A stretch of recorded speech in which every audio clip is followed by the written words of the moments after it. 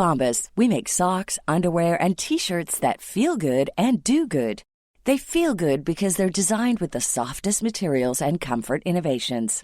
They do good because for every item you purchase, we donate another item to someone who needs it. So far, we at Bombas have donated over 100 million items, and your purchases add to that impact. Go to bombas.com/ACAST and use code ACAST for 20% off your first purchase. That's BOMBAS.com/ACAST and use code ACAST at checkout.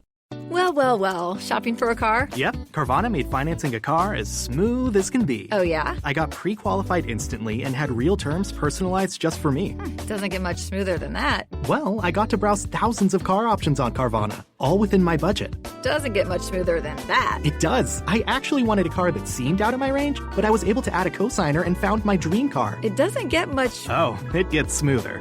It's getting delivered tomorrow. Visit Carvana.com or download the app to get pre-qualified today.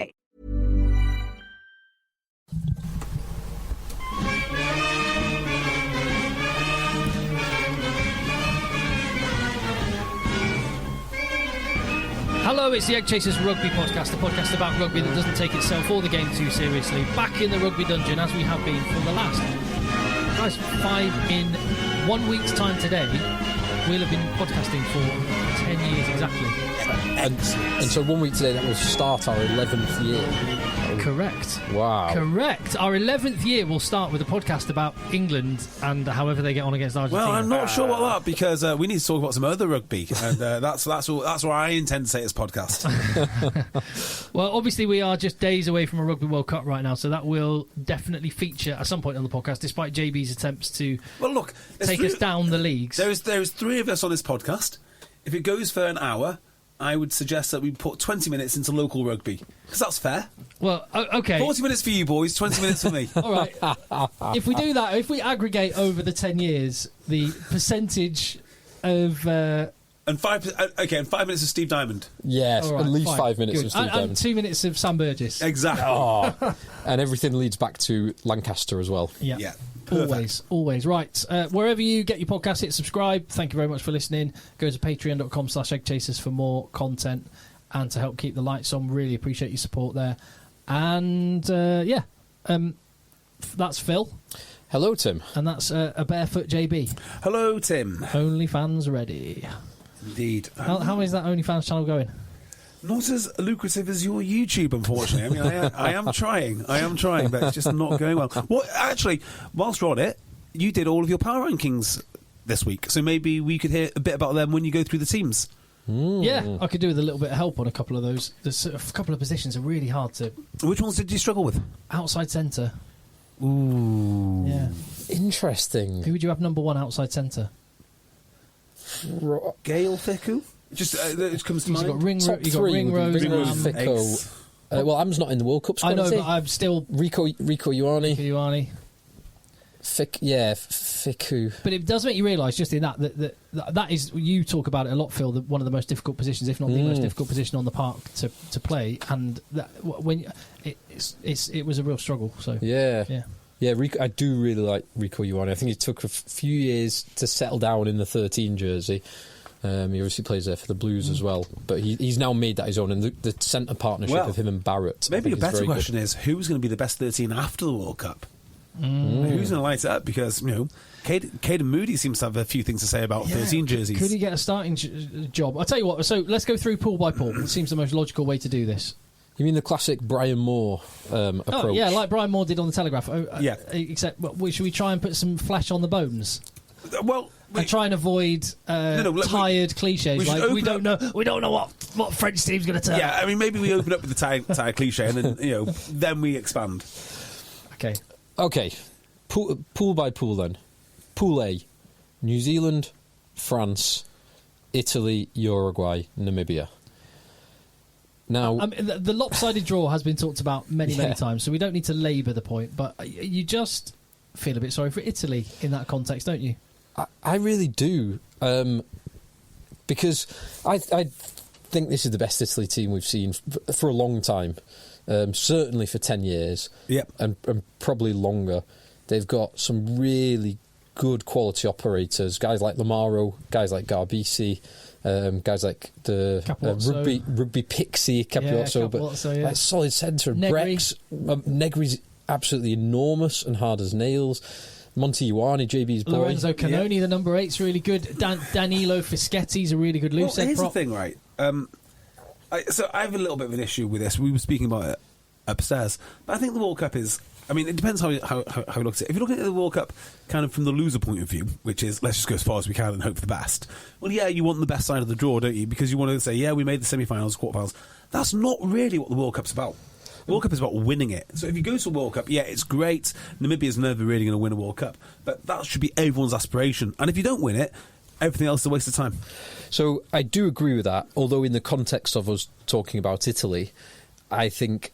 They are kind of in the loser mindset. Well, here's another. Well, sorry. Italy to qualify from the group would be a big thing. And I would say that South Africa, I think, I don't know if they were the first team. No, they may have been the first team at the last World Cup to lose a game, or certainly lose their opening game, to lose a game and go on and win the World Cup. Yeah, I believe they're the first team to have done that.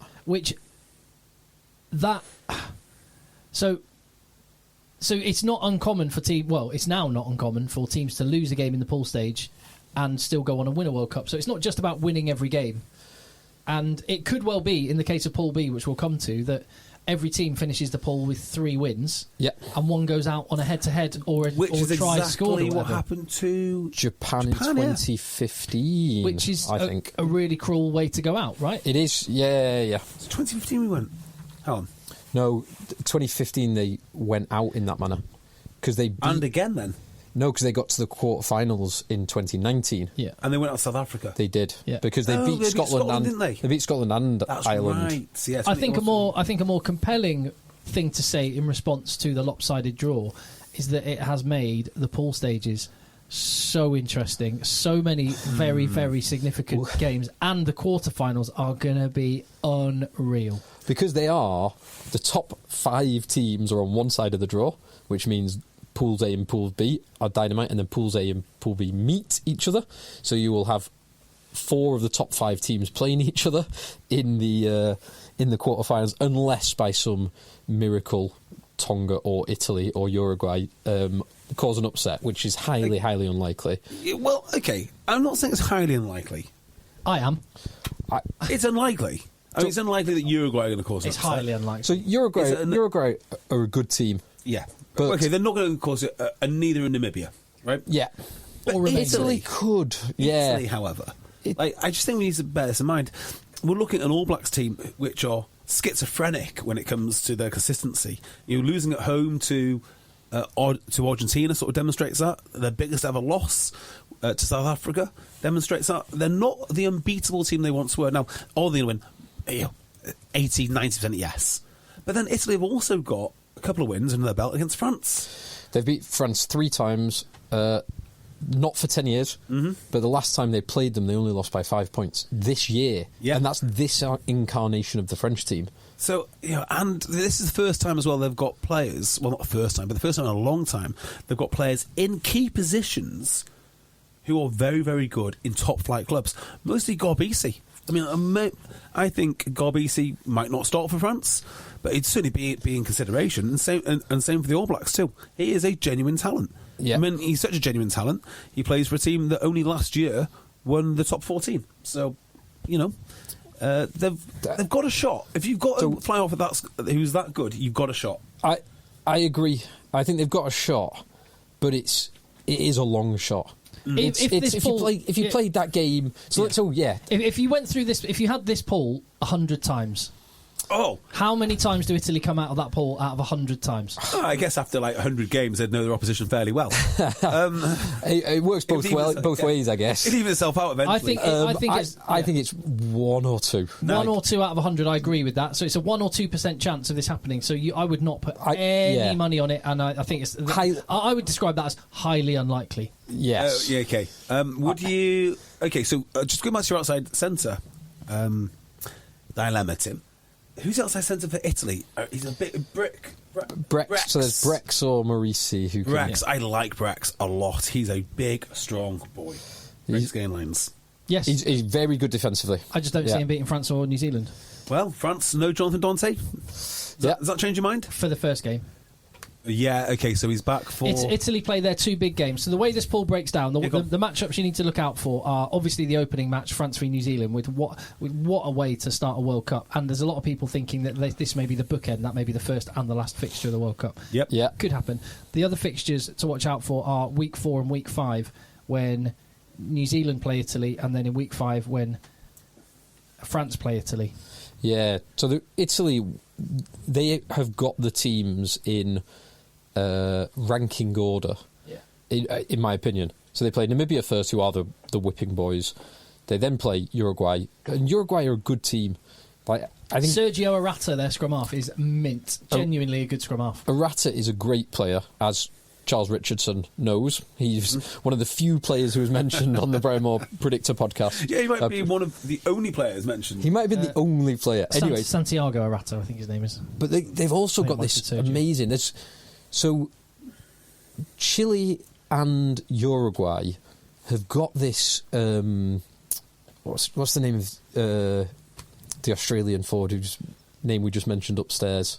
Australian forward? Australian forward who you did a podcast with. Ben Darwin. So Uruguay and Chile have got this cohesion that is off the charts. Yeah. As a consequence of the Superliga Americas Rugby, or whatever it's called now, that basically post-COVID and post-Jaguares leaving Super Rugby proper, this South American club tournament was set up. And very predictably, the Jaguares, in the first year of it running, ran away with it. They won it comfortably. Argentina have then disbanded the Jaguares and formed 2 teams to spread their players, plus all the players, all the Argentine internationals who were playing for the Jaguares have moved all around the world. They're playing in Japan and in Europe and anywhere else. And what's that has meant is 2 teams then have come to the fore. One being a Uruguayan team, Penarol, who have won the 2 subsequent tournaments, and the majority of the Uruguayan pack play for this team, so they've got an enormous cohesion. And the same thing happened with Chile, and it's Selknam is the team there, and they got to the final the year before last. And again, the majority of the Chilean team play for this one team. So you're going to have, while they might not have quite the top-end talent, and they might not have the experience of playing in Europe, a lot of these guys, although some of them do, like Santiago Arata, who you mentioned before, Tim, Uruguay and Chile will have this enormous cohesion, which definitely counts for something. Definitely. So, go on, sorry. How do you see the first match going? France-New Zealand. I mean, what a way to open up. But I'm going to contend the result doesn't really matter. I think you're right, because whoever wins is playing whoever comes second in Pool B, and whoever comes second in Pool B, it's basically a coin toss. Like, it doesn't really matter. So it's not like you can say, oh yeah, we'll get an easier ride if we win this game and a harder ride if we come second. I suppose you could say getting the French public on board day one would set them up nicely. Really nicely. Yeah, absolutely. Yeah. I think what we're going to find in all these pools is there's usually going to be one big game with 2 of the major teams, and in one pool 3 major teams. I would just say there's going to be an upset this World Cup, and it's going to be a massive one, because people are so focused on the other great rival, they've actually forgot about the improvements of all the others. Italy in this pool, and I guess if we're talking about Pool B next, it'd be Tonga. Yeah, definitely. I do like the idea of... So I think New Zealand might win this first game. And I like the idea of then pressure being put on France in their last game, the last game of this pool, in... Where is that game being played? In Paris. No, it's not in Paris, is it? It's... Lyon. Lyon, yeah. Well, so France versus Italy in Lyon on 6th of October to basically decide... Are France going to make it out of the pool? I'd like that, because that's one of the games I'm slated to go to, so okay. I'd like there to be something on it. So fantastic. One of the things which is going to be massive in this, and I don't know if you watched the France-Australia game. Do you want to see that? Yes, yeah. Yeah, so I was waxing lyrical about the performance of the fly half in the second half, who is... What's his name now? Hastoy. Nope, the other one. Jalibert. Jalibert started. And I was didn't like, he really opened up second half. That happens to correspond with the yellow card. So it looks to me, and I think this will be a theme, that teams have spent a lot of time working out how to defend with 14.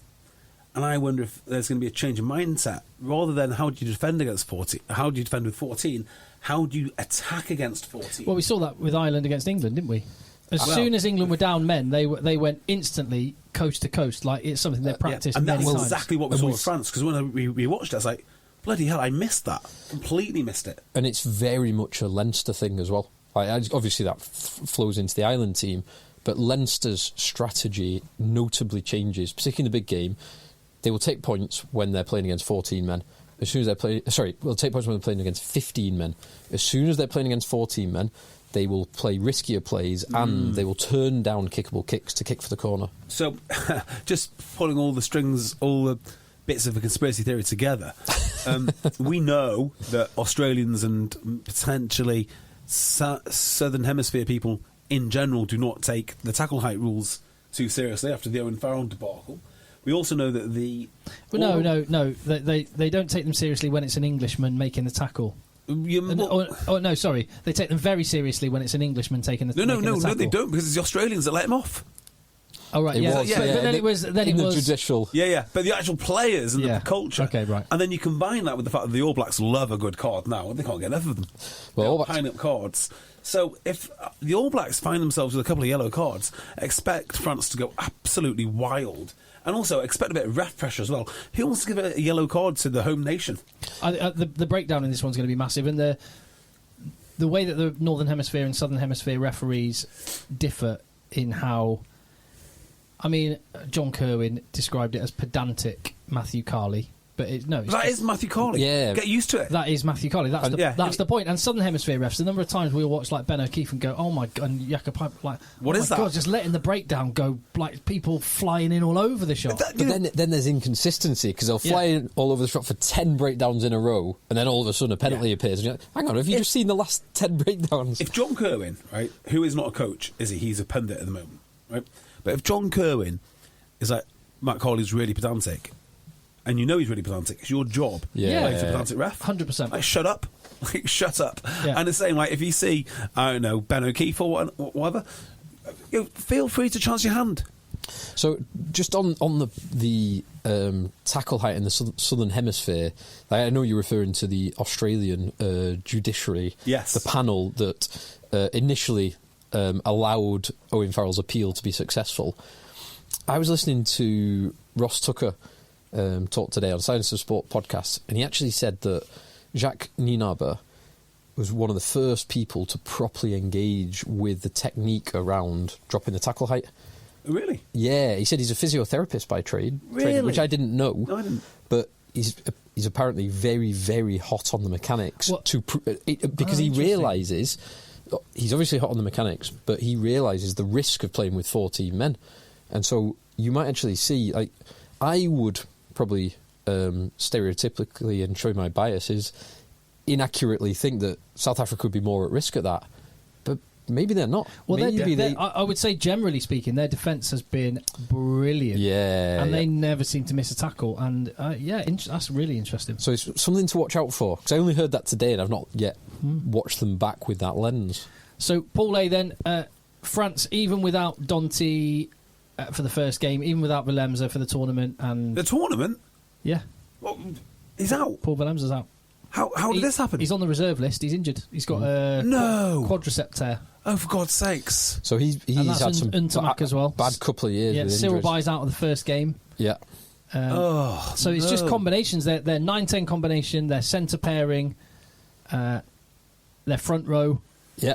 They've got so much depth. It's not going to be a huge problem. Despite that, you just go DuPont, Penno, Aldrit, Fickou, Marchand, Fickou, but Ramos. It's not even an individual; it's a position. The hookers, just say the hookers. Yeah, the back row. They're just. I mean, I like the second row as well. They've just got so many of them. Yeah, the hookers. So I still think they're going to have too much for New Zealand. I hope so. I'm not sure they will for New Zealand.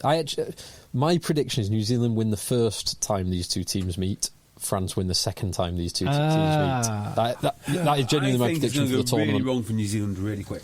I think that France punch them in the mouth and then they don't stop punching them. That's what I think it is. All right. So you two are both saying France 2. I'm saying France 1, New Zealand 2 in the pool, and you're saying New Zealand 1, France 2. Yeah. I don't know. Whichever. Pool B. Yes. So it starts off, the teams are in reverse order. Romania, who are here to make up the numbers, unfortunately. And cheat, probably. Who knows? Tonga, then Scotland, then Ireland, then South Africa. Just one very small point. We mentioned Namibia and now Romania as well, but there's Chile as well in Pool D. And it would be nice to have the format that the Sevens does. And we talked about this before, where there were midweek games. Because the games when you get to the knockout stages are only at weekends. It would be good to have a Thursday night game or a Friday night game that was a sort of undercard knockout. A plate or a whatever. Completely agree. It'd be a marvellous. It'd be great for Namibia and Romania. It would also be quite funny to see whichever team didn't get out of the pool, like whether that's England, Wales, or whatever. But maybe having to face the shame of going and playing against Chile and Romania. England in 2015, we always back ourselves at home in the loser bowl. I'd love to see Bill Sweeney spin that. So I think the danger in this pool is obvious, but the less obvious danger, I'm going to make a prediction. One of these big teams loses to Tonga. Oh, I can't see it. Why? They're so focused on each other. Yeah, well, Tonga have... Yeah, I get that point. And Tonga have got some talent back in their ranks. Malachi Fekitoa and Charles Piatau. And unfortunately, Izzy Folau is injured. Is out, yeah. So they do have talent, but... Sapawanga?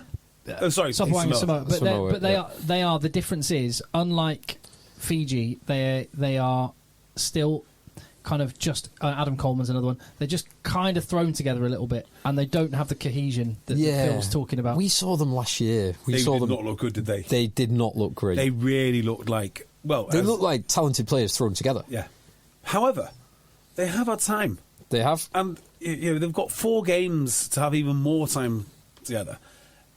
Ireland, Scotland, South Africa have got 2 massive games. Like, it's unlike any other pool. This. So the temptation to rest players against Tonga is going to be huge. And they're going to come unstuck. They are going to come.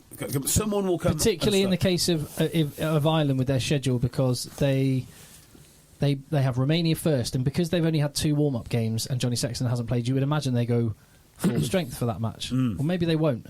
Maybe they'll ease into it a little bit more still. But yeah, and they've got a few guys carrying knocks who've not really, like Sheehan, Conan. So, I don't think they'll go full strength. Yeah, possibly not then. So they'll ease into that. But Sexton has to play. Yeah, Sexton has to play. And then week 2, they have Tonga. And then after that, they've got their 2 big games. Yep. South Africa and then Scotland. If they take their eye off the ball for 1 second, Tonga will take advantage. Yeah. And Ireland, they almost lost to Samoa a couple of weeks ago. So it's not impossible. I think they are alive to it. Like, you just have to look at the names on the team sheet to think, like, bottlers. Absolute bottlers. This pool is all about matchups. Okay. And so the opening weekend, South Africa they just got too much heat for Scotland. They just got too much heat, and I just don't like that matchup for Scotland. The matchup to end the pool, though, where Scotland play Ireland, I quite like that matchup from a Scottish perspective. So do I. And I love South Africa against Ireland. I think Ireland will get absolutely battered by South Africa. Oh, see, I could see South Africa beating Scotland, Ireland beating South Africa, Scotland beating Ireland. Yeah. And then some sort of bonus point shenanigans. Yeah. And somebody doesn't get the bonus point against Tonga and runs very close. Yeah. Or Ireland get a losing bonus point against Tonga and that maybe gets them through. A losing bonus? No, because if you lose against one of those teams, you're out. Yeah, but Scotland also lose, but without the bonus point. Scotland, so Tonga, well, Tonga are going through. Tonga have only lost to South Africa. Brilliant. So, yes. I think... I'm going to say, I think Scotland and South Africa get out of this pool. So, Scotland, I think, can be dangerous to South Africa as well. Like, I really do. We've seen them... So, Scotland's warm-up games... They're going to have to score 30 points. Well, they can. Well, so... let me play through my logic. So, Scotland's warm-up games were France twice and Georgia. which is, and they might have had one other game, but those are the key ones, which is, those are the games you want when you're preparing for South Africa. Yeah. And they stood up their pack, even when they had to rotate because Xander Ferguson was suspended. Their pack stood up to that test, and even they were dominating a very, very strong Georgia pack, whose props are all earning hundreds of thousands of euros a year, playing for the top teams, playing for Toulon and La Rochelle and Racing 92. So I don't think they're not going to be totally blown away by South Africa up front. And South Africa, if we just ignore last week where they totally dismantled New Zealand, and a few weeks before that when they totally dismantled Wales, generally in knockout rugby they don't actually score that many points. They keep it quite close, they keep it more of an arm wrestle. And if Scotland are in the game, they've got the players to be able to score 14, 21 points in 20 minutes when things click. So I think Scotland can. Duan up against South Africa is just... And Duan and Pierre Schoeman up against South Africa. And WP Nell. And Kyle Steyn. It's a bit ridiculous, isn't it? When you look at the Scottish team, it's a bit ridiculous. You think that they're going to have to score about 30 points to win this? Yeah. A bit like Bishop's Castle and Oni Valley this weekend. There you go, that's 10 seconds of your quota. Who allegedly lost to Upton on 7, 34-100. You don't know the truth of that yet. Yeah. It's a hell of a scoreline. Yeah. It is a hell of a scoreline. We'll give you 34 points. Do you think you can win? Yes, boss. Yes, absolutely. I'll take 34 points. And you're not getting losing bonus points. Oh, we missed a win. With Pool B, again, I hope there's something significant riding on the last game, just as a pure neutral, Ireland v Scotland. Well, there will be, I'm sure. Well, there will be for quarter-final spots, if nothing else. But which two are coming out of this pool, Phil, for you? Oh, I change my mind every time I look at this. I think it is South Africa and Ireland. In that order? Maybe the other way around. Ireland, South Africa. South Africa and Scotland. But I think Scotland really can disrupt anyone. Yeah. I don't think Scotland can win the tournament just because I don't think they can win the number of games on the bounce. But I could easily see I could even see a way to Scotland topping this pool. But I think most likely is Ireland first, South Africa second. Yeah, I tend to agree with that. Just a couple of things before we leave this pool. Firstly, the odd, really bizarre freak out that was Matt Williams. Oh, I heard this. Having a go saying this 7-1, having a moan about the 7-1 split because it's for safety or something. Well, he said that we didn't used to have substitutions. Now, then we got brought them in because of. And Keith Wood was also saying we need to change the way they do the substitutions off the back of South Africa bringing on all 7 forwards at once at Twickenham. I think there's an element of. South Africa have got so much depth that, as we've already said, WP Nell, Pierre Schoeman, and the list goes on and on and on. Like Paul Willems are obviously not involved, and you go around the world and they've other international packs are stacked with South Africans, and they've got enough quality they can bring 7 brilliant players off the bench all at the same time. I think that's all this is. It's actually just envy. I tend to agree. I think it's a little bit more than that. I think it's kind of like a misguided intelligence almost. So they're trying to make a point which actually doesn't stack up. So the point would be that it's unsafe because you don't have a replacement back, your backs need to be replaced, or I guess that's the point, right? But if you think about it, it's the forwards that take the majority of the hits. It's the way South Africa play as well. They're just leaning into their strength. Yeah, but you're replacing. Which is fine. What I'm saying is you're replacing a part of your team which gets more wear and tear with another player. No, I don't think safety came up in the. What it did? It was a key pillar of what he said. Literally, he said that. He said, "We've done this for years, and it's for safety and it's for welfare." That's what he said. I don't see a problem with it because it's like I don't see a problem with it. That's why I'm saying this. Agreed. 4 years ago, South Africa pioneered the 6-2 split. I mean, I don't know why you just don't go if you've got enough talent, just go with 8 forwards, particularly if you've got lads that can do a job in the backfield. Yeah, well, the other way to look at this is no one would have been complaining and people would have been saying what a naive thing to do, how stupid, had South Africa got a couple of back injuries. Well, and that's the thing. Like, everything comes with trade-offs. Yeah. So no solutions, only trade-offs. Yeah. So unless you've got someone like Makalou in your squad. Makalou's a great example. Yeah, but if you go like even with a 6-2 split, you lose 2 or you lose 3 backs. Yeah. And then you've got a problem. Well, I mean, you look at it in 2 ways, don't you? You either look at backs and forwards, which is traditional, or you look at it as skill players and non-skill players, in which case you can have as many non-skill players as you want, except for maybe one. Or pace players and non-pace. Like a pace player who can play, like Makalou can play in the outside channel because he's fast. But, like, say if you've got a 9, a 10, and a 15 that are interchangeable, 9, 10 or 12 which are interchangeable, there's no reason why you just don't go with 8 forwards or 8 non-skill players. Do you know what? I've got a quote from Matt Williams here. Yes, it's ridiculous. Please. World Rugby should act in the next week and say, during the World Cup, you need 3 recognised backs on your bench. Problem over. Problem over. The fact that they haven't, South Africa are not breaking any rules. It's just nuts. That is nuts. It's absolutely... He's had 4 years to complain about a 6-2 split, and now...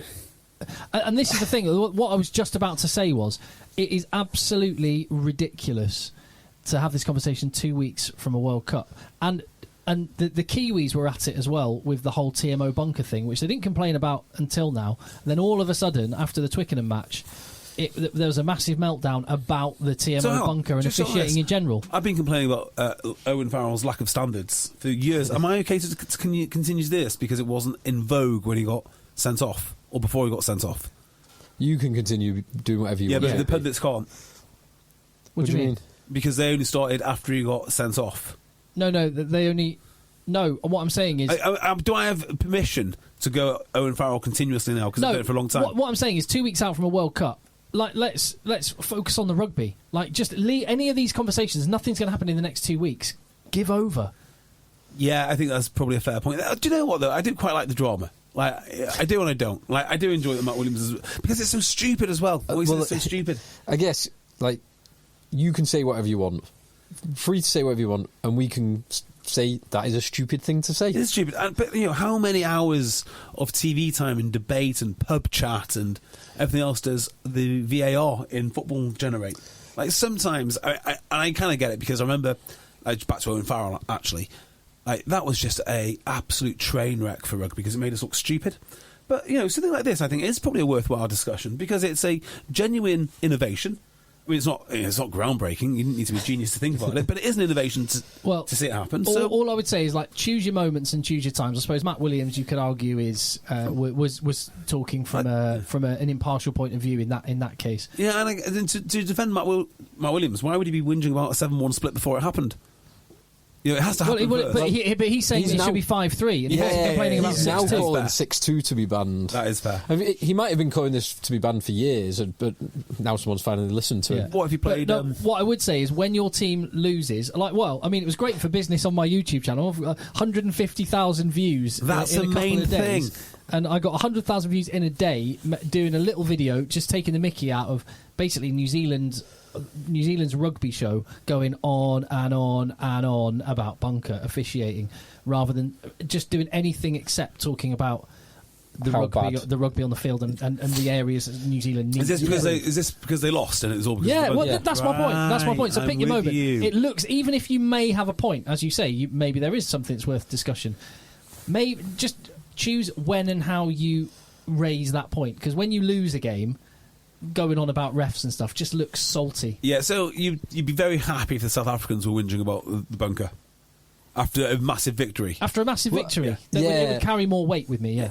Yeah, and like in the Lions, if Razzie had pointed out all the times that his team were off their feet and not competing at the breakdown and coming in at the side alongside the Lions, it would have had a lot more weight to it. Agreed. There we go. Excellent. So you both think it's Ireland and South Africa? I do, unfortunately, for Scotland. Interesting. Paul C. Now, I think as much as Paul B is a Paul of Death, this is a Paul of Death. Well, this could be.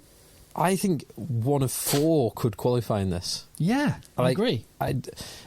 Georgia have not got an enormous hope. But they have a shot. A few players, Gorgadze, the number 8, is excellent. Aprozidze, the scrum half, is brilliant. Nini Ashvili, the fullback, is ace.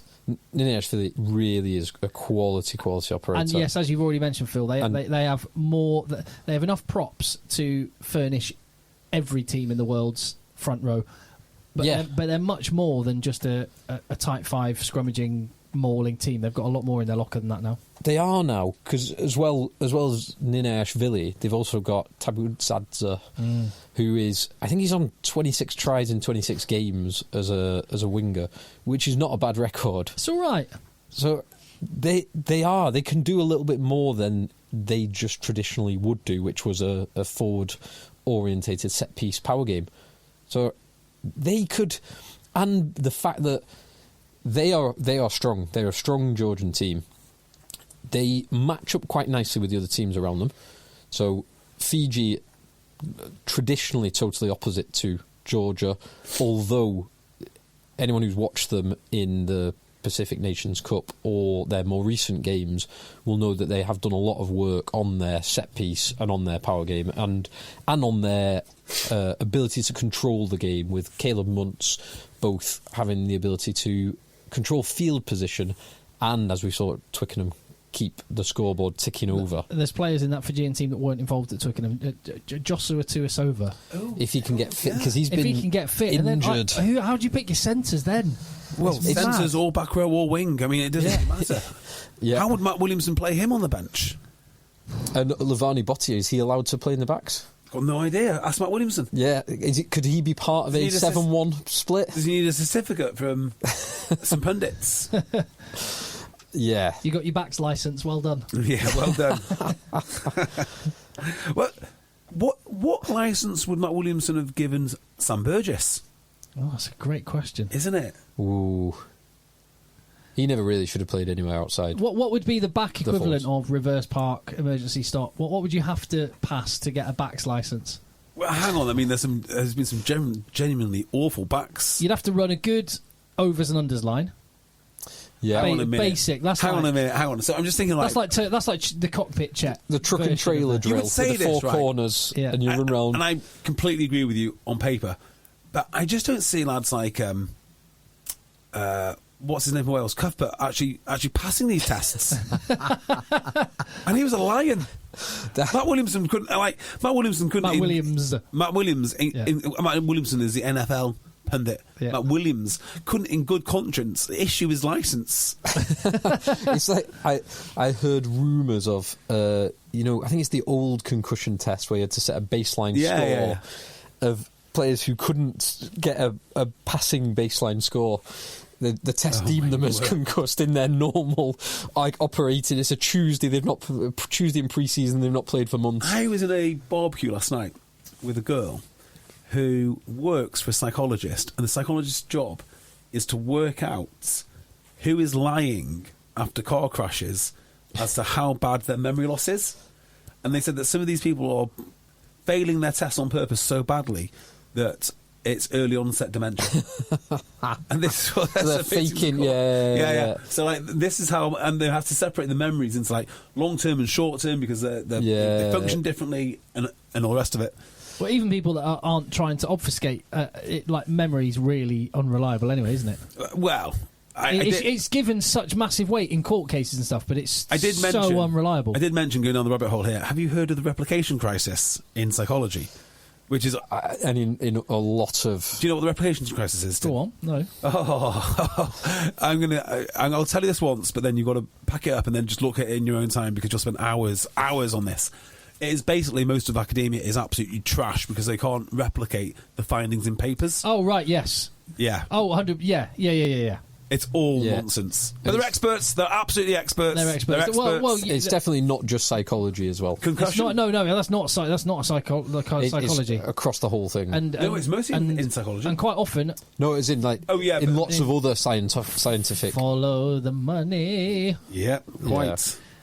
You don't get your grants and you don't get your funding unless you come to the conclusion that the people paying you want you to come to. Exactly. Well, we can talk about people grifting for money later, actually, with progressive rugby. But let's carry on with the World Cup. Yeah, because this pool is very, very interesting. Yeah. because Fiji, we've just talking about, they've got a legit shot at not just getting out the pool, but topping the pool. Well, Wales also... Yeah, they could do. Yeah. Yeah. Do you know what? Yes. Yeah. Just yes. Wales announced their co-captains this week. So Debbie Lake and Jack Morgan are co-captains. Which I think is the They first announced time. that when he announced the squad a couple of weeks ago. I thought he announced that this week, officially. Or maybe officially, but they were down as co-captains when he announced the squad. But anyway, it doesn't really matter. Doesn't really matter. That's all. Is that the first time an international team has had co-captains? I've seen Bath do it, but that's not a blueprint for success. Don't know. I don't think it's that bad. I don't think it's bad or good, really. But It kind of speaks to where Wales are at. He doesn't know exactly who his 15 is. I hope he does now. Well, it kind of tells I me hope he does know who he's going to be playing this weekend against Fiji. Yeah, next weekend if against Fiji turn over Wales, the world is their oyster. This is their big game. So Fiji do this, and they're basically through. I'd love to see them. I don't know. I think Phil's right. Georgia match up well against Fiji. Yeah. No, I can see Fiji topping the group. I can see them beating... they can beat Australia, they can beat Georgia, they can beat Wales, and they can beat Portugal. I think this is maybe the most likely pool where everyone suffers at least one defeat. Yes. Yeah. Because I could see Wales beating Australia in a one-off, I could see Fiji beating Wales in a one-off, and I could see Fiji losing to Georgia. I do think Australia are the favourite in my mind for this pool, even though they've got such a young team. I agree with you. Now, I can't tell you how this Georgia team stacks up compared to past Georgia teams. I just don't know. I don't know enough on them. I do know this Fiji team is probably the best we've seen in a long, long time, and I know nothing. I know less about Portugal than Brian Moore does. Well, we went to Portugal, but thanks to Vladimir ruined thanks to Vladimir Putin, we didn't actually get to see them play because they just play Russia. Well, I mean, you could. Some people would blame Zelensky for that. Someone's spoiled our weekend. They got a couple of good backs, Exactly. haven't they? Is it not Pinto? I want to say Sounds like Pinto. I wouldn't be. They've got Ronaldo? Betancourt, who plays at Oyonnax. Yeah. Who else have they got? Winger, we're beginning with a P. And Zhao something. And they've got Vincent Marta. Pinto. Vincent Pinto. See, I was right. Pinto. And Marta's a decent centre. But ultimately, what I'm trying to say is we're looking at one of the best Fiji teams in generations, and probably two of the worst Australia and Wales teams in generations. Yes. So this is agree with that. Very spicy. I love it. Yeah. And you know, for all the criticism about the pool, and if I was Scottish or Irish or South African or New Zealand, I would be a bit wounded by it. But how good is this pool?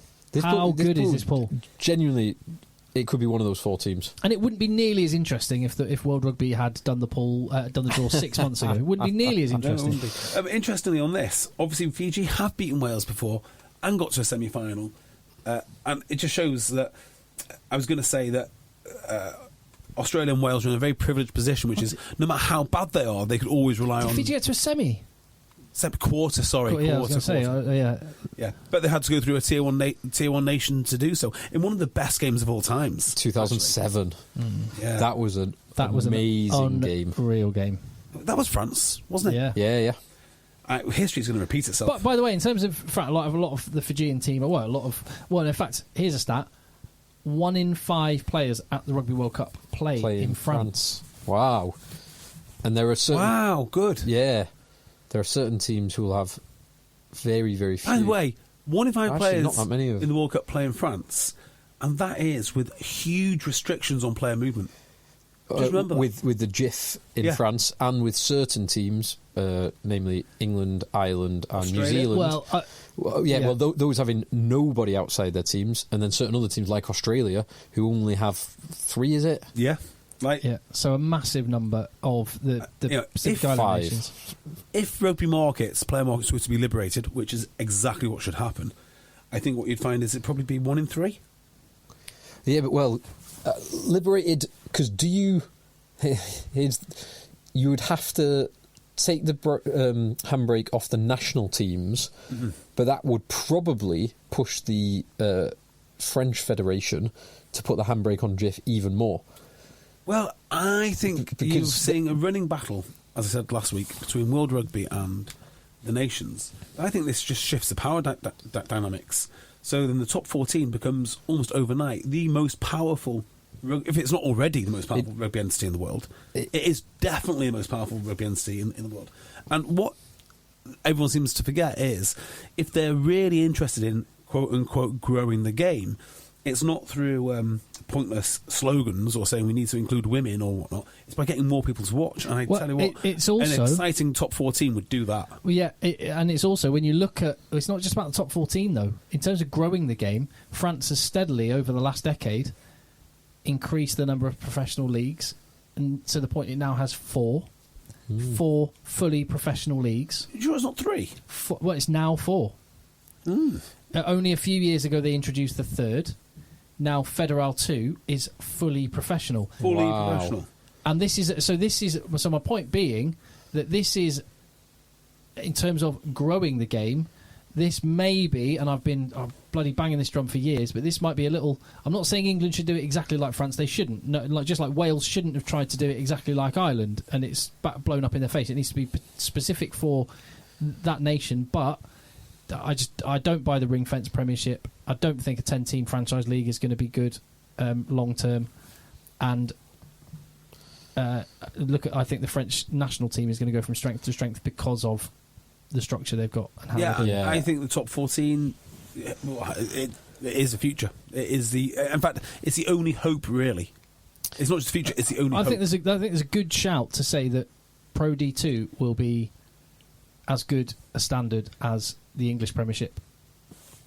In what sort of time frame? In the next few years. Yeah, do you know what? Not only are you right, I think you're right within 3 years. I mean, I don't see how you're wrong, actually. Because already they are sucking in players who would be solid Premiership starters, and that's now. Like, right now.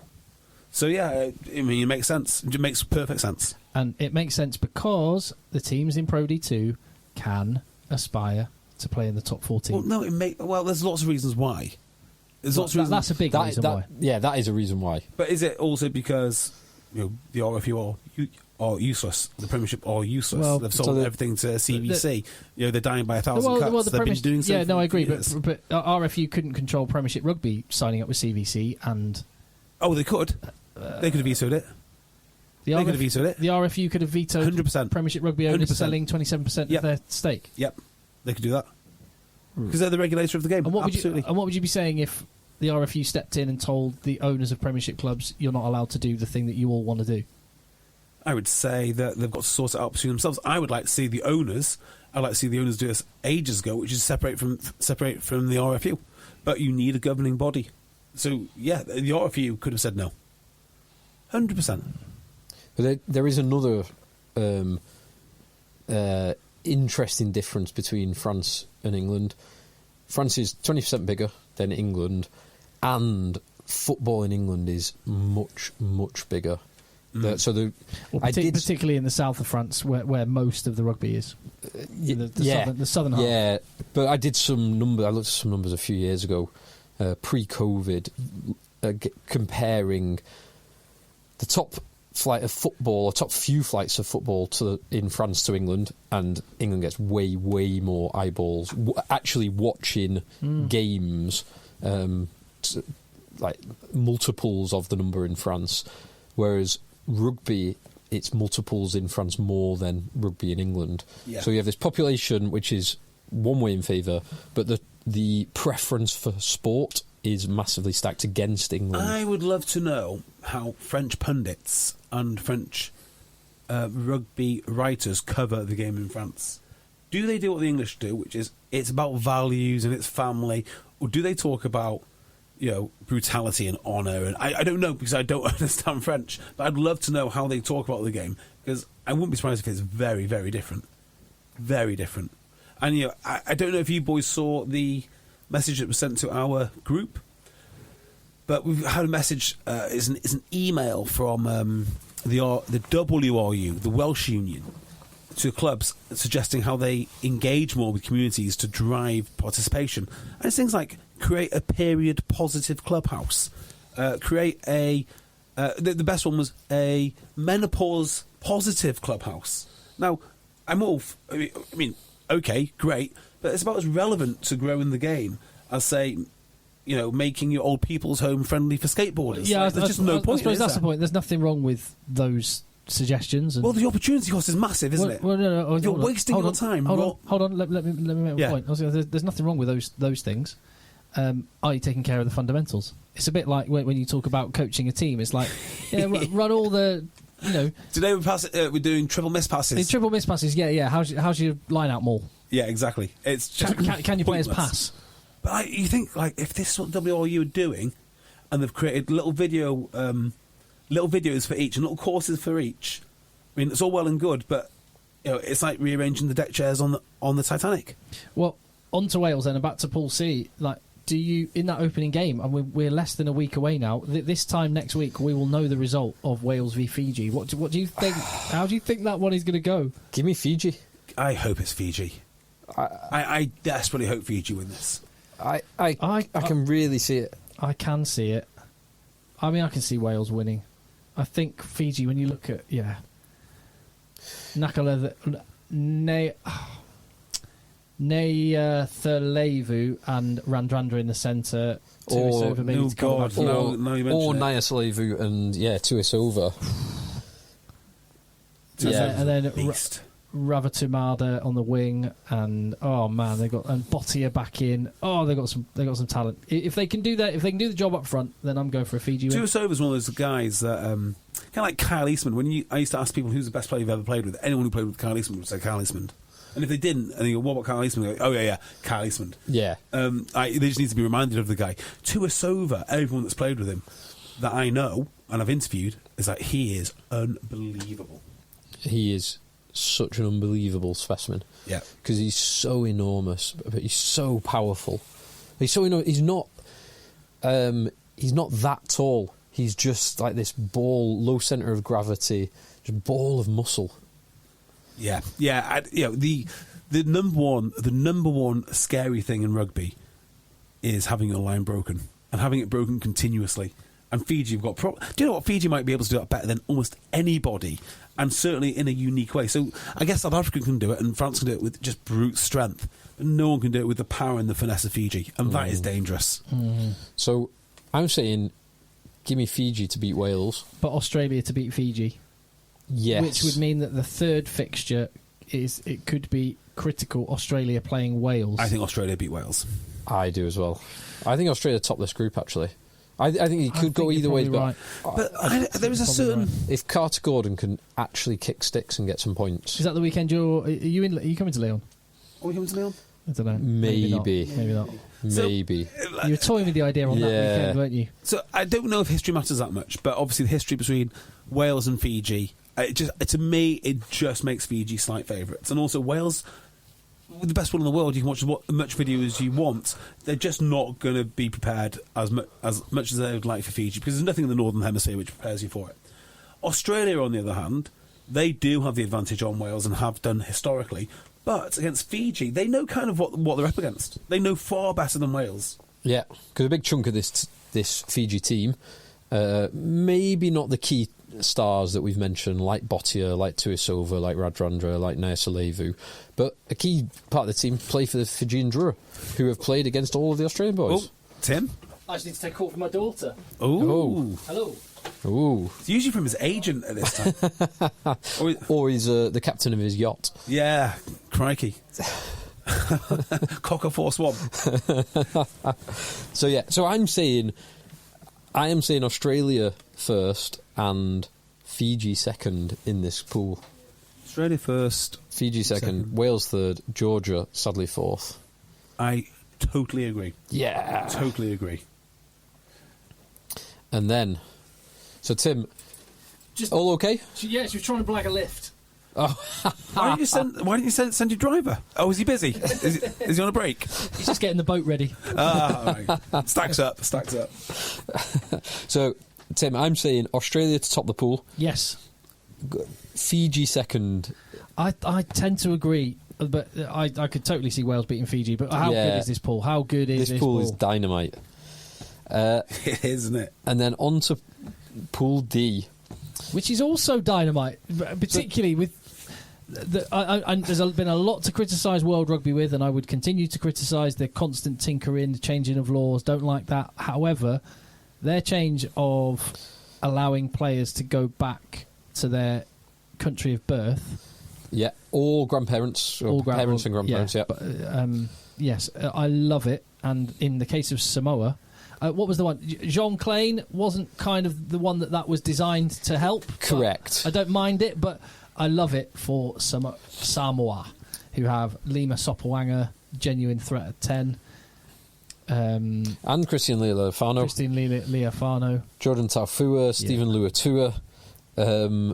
They have Charlie Faumoina. Some mega players there. Great players. And some mega players. And now he's back fit again. I know it's not the same ring. He was playing for Samoa all the time, but I'm so excited to see Theo McFarlane. Yes. Yeah. What a baller. They've got, because, like, Big Bad Brian. Alan Luisi. Yeah. Theo McFarlane, Chris Vui.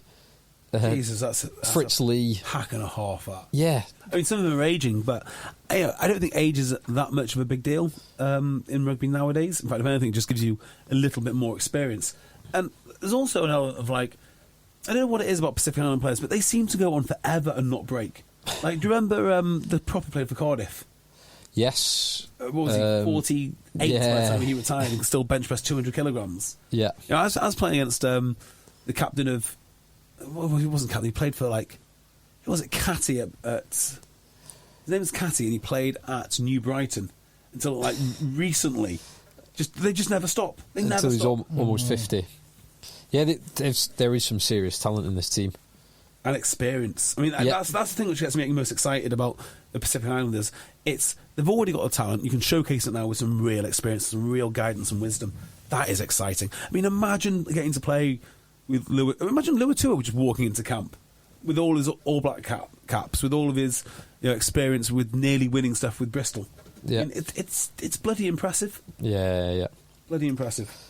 So there's Argentina, there's England. We know about them. Chile. Who knows anything about Chile? Well, I mentioned it before that the Superliga Americas Rugby. Yeah.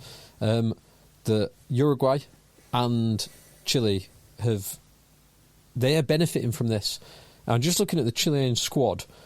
Of the 33, only 5 players do not play for Cheltenham.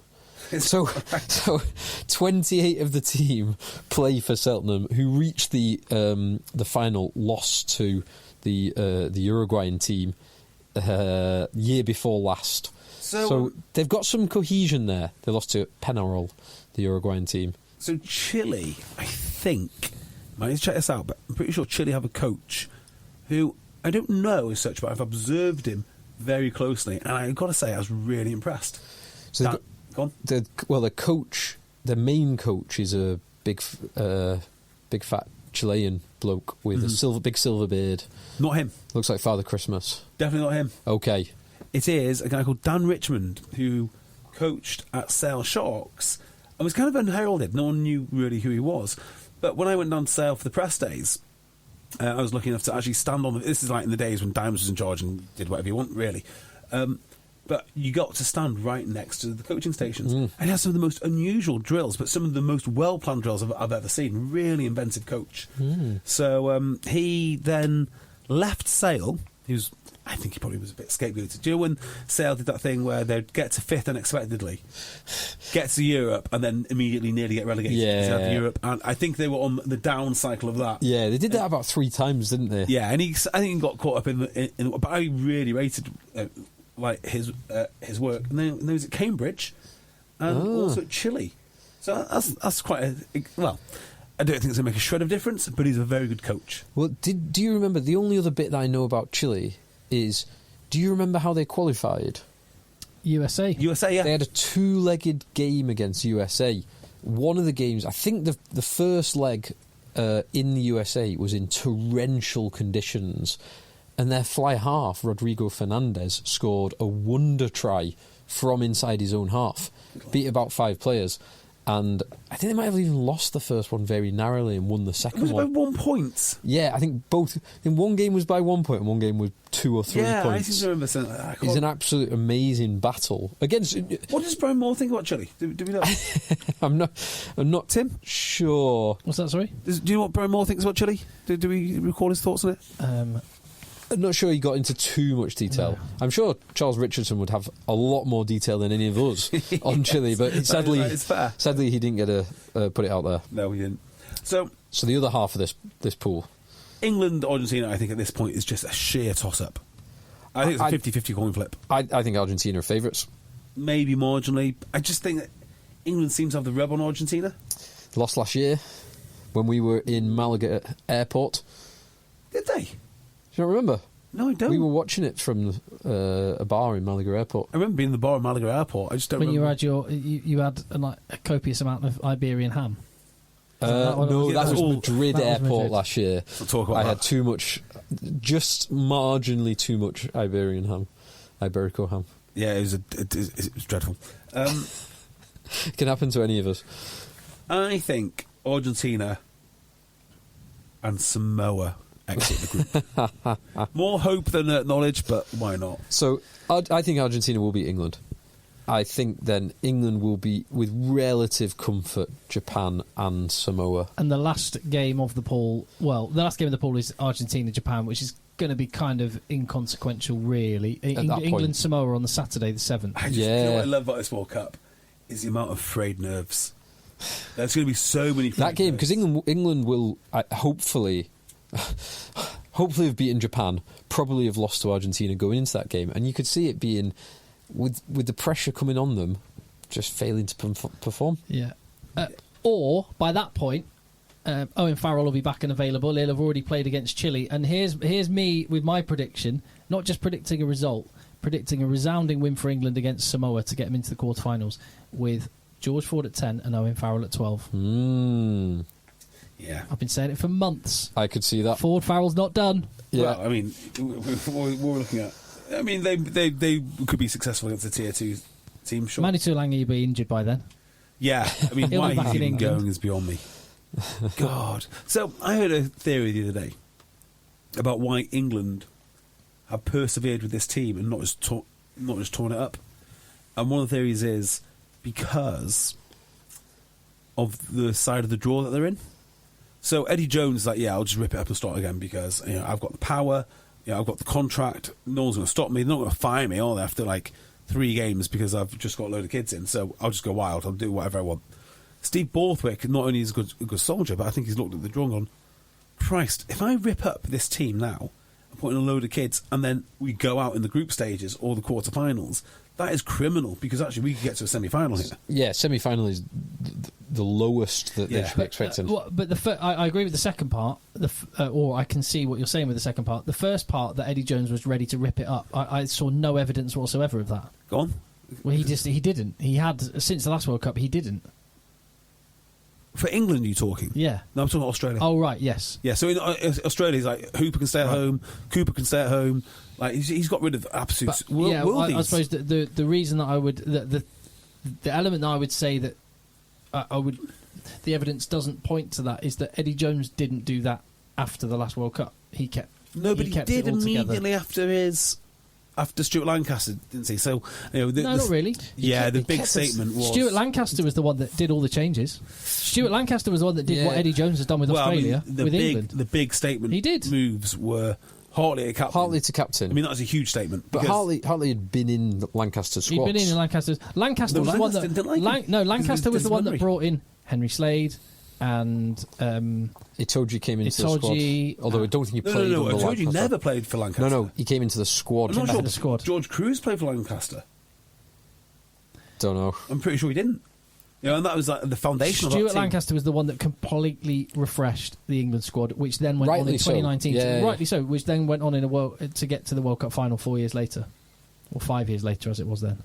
Well, kind of. Yeah, he did. It's just a fact, mate. It's just a fact. It's just a fact. That's what happened. The personnel that got England to a World Cup final, the younger element of it were the ones that Stuart Lancaster brought in after... Did Stuart Lancaster come in after Martin Johnson? Yeah, 2012. He was the one that pruned the deadwood and made the changes, much like Eddie Jones is doing with Australia now. Well, I mean, so the reason I kind of disagree with that is that there are a lot of young talent. There's a lot of young talent coming through, but they didn't get in. one of the reasons that they didn't get in is because Stuart Lancaster was obsessed with hitting this cap target. So he hit this cap target, and then they got rid of. I mean, they see what you're survived, saying, but then they went, didn't they? So the Robshaw, evidence, Haskell. the evidence that it's why it is what happened is that in 2019 World Cup final, England had the youngest ever team to get to a World Cup final.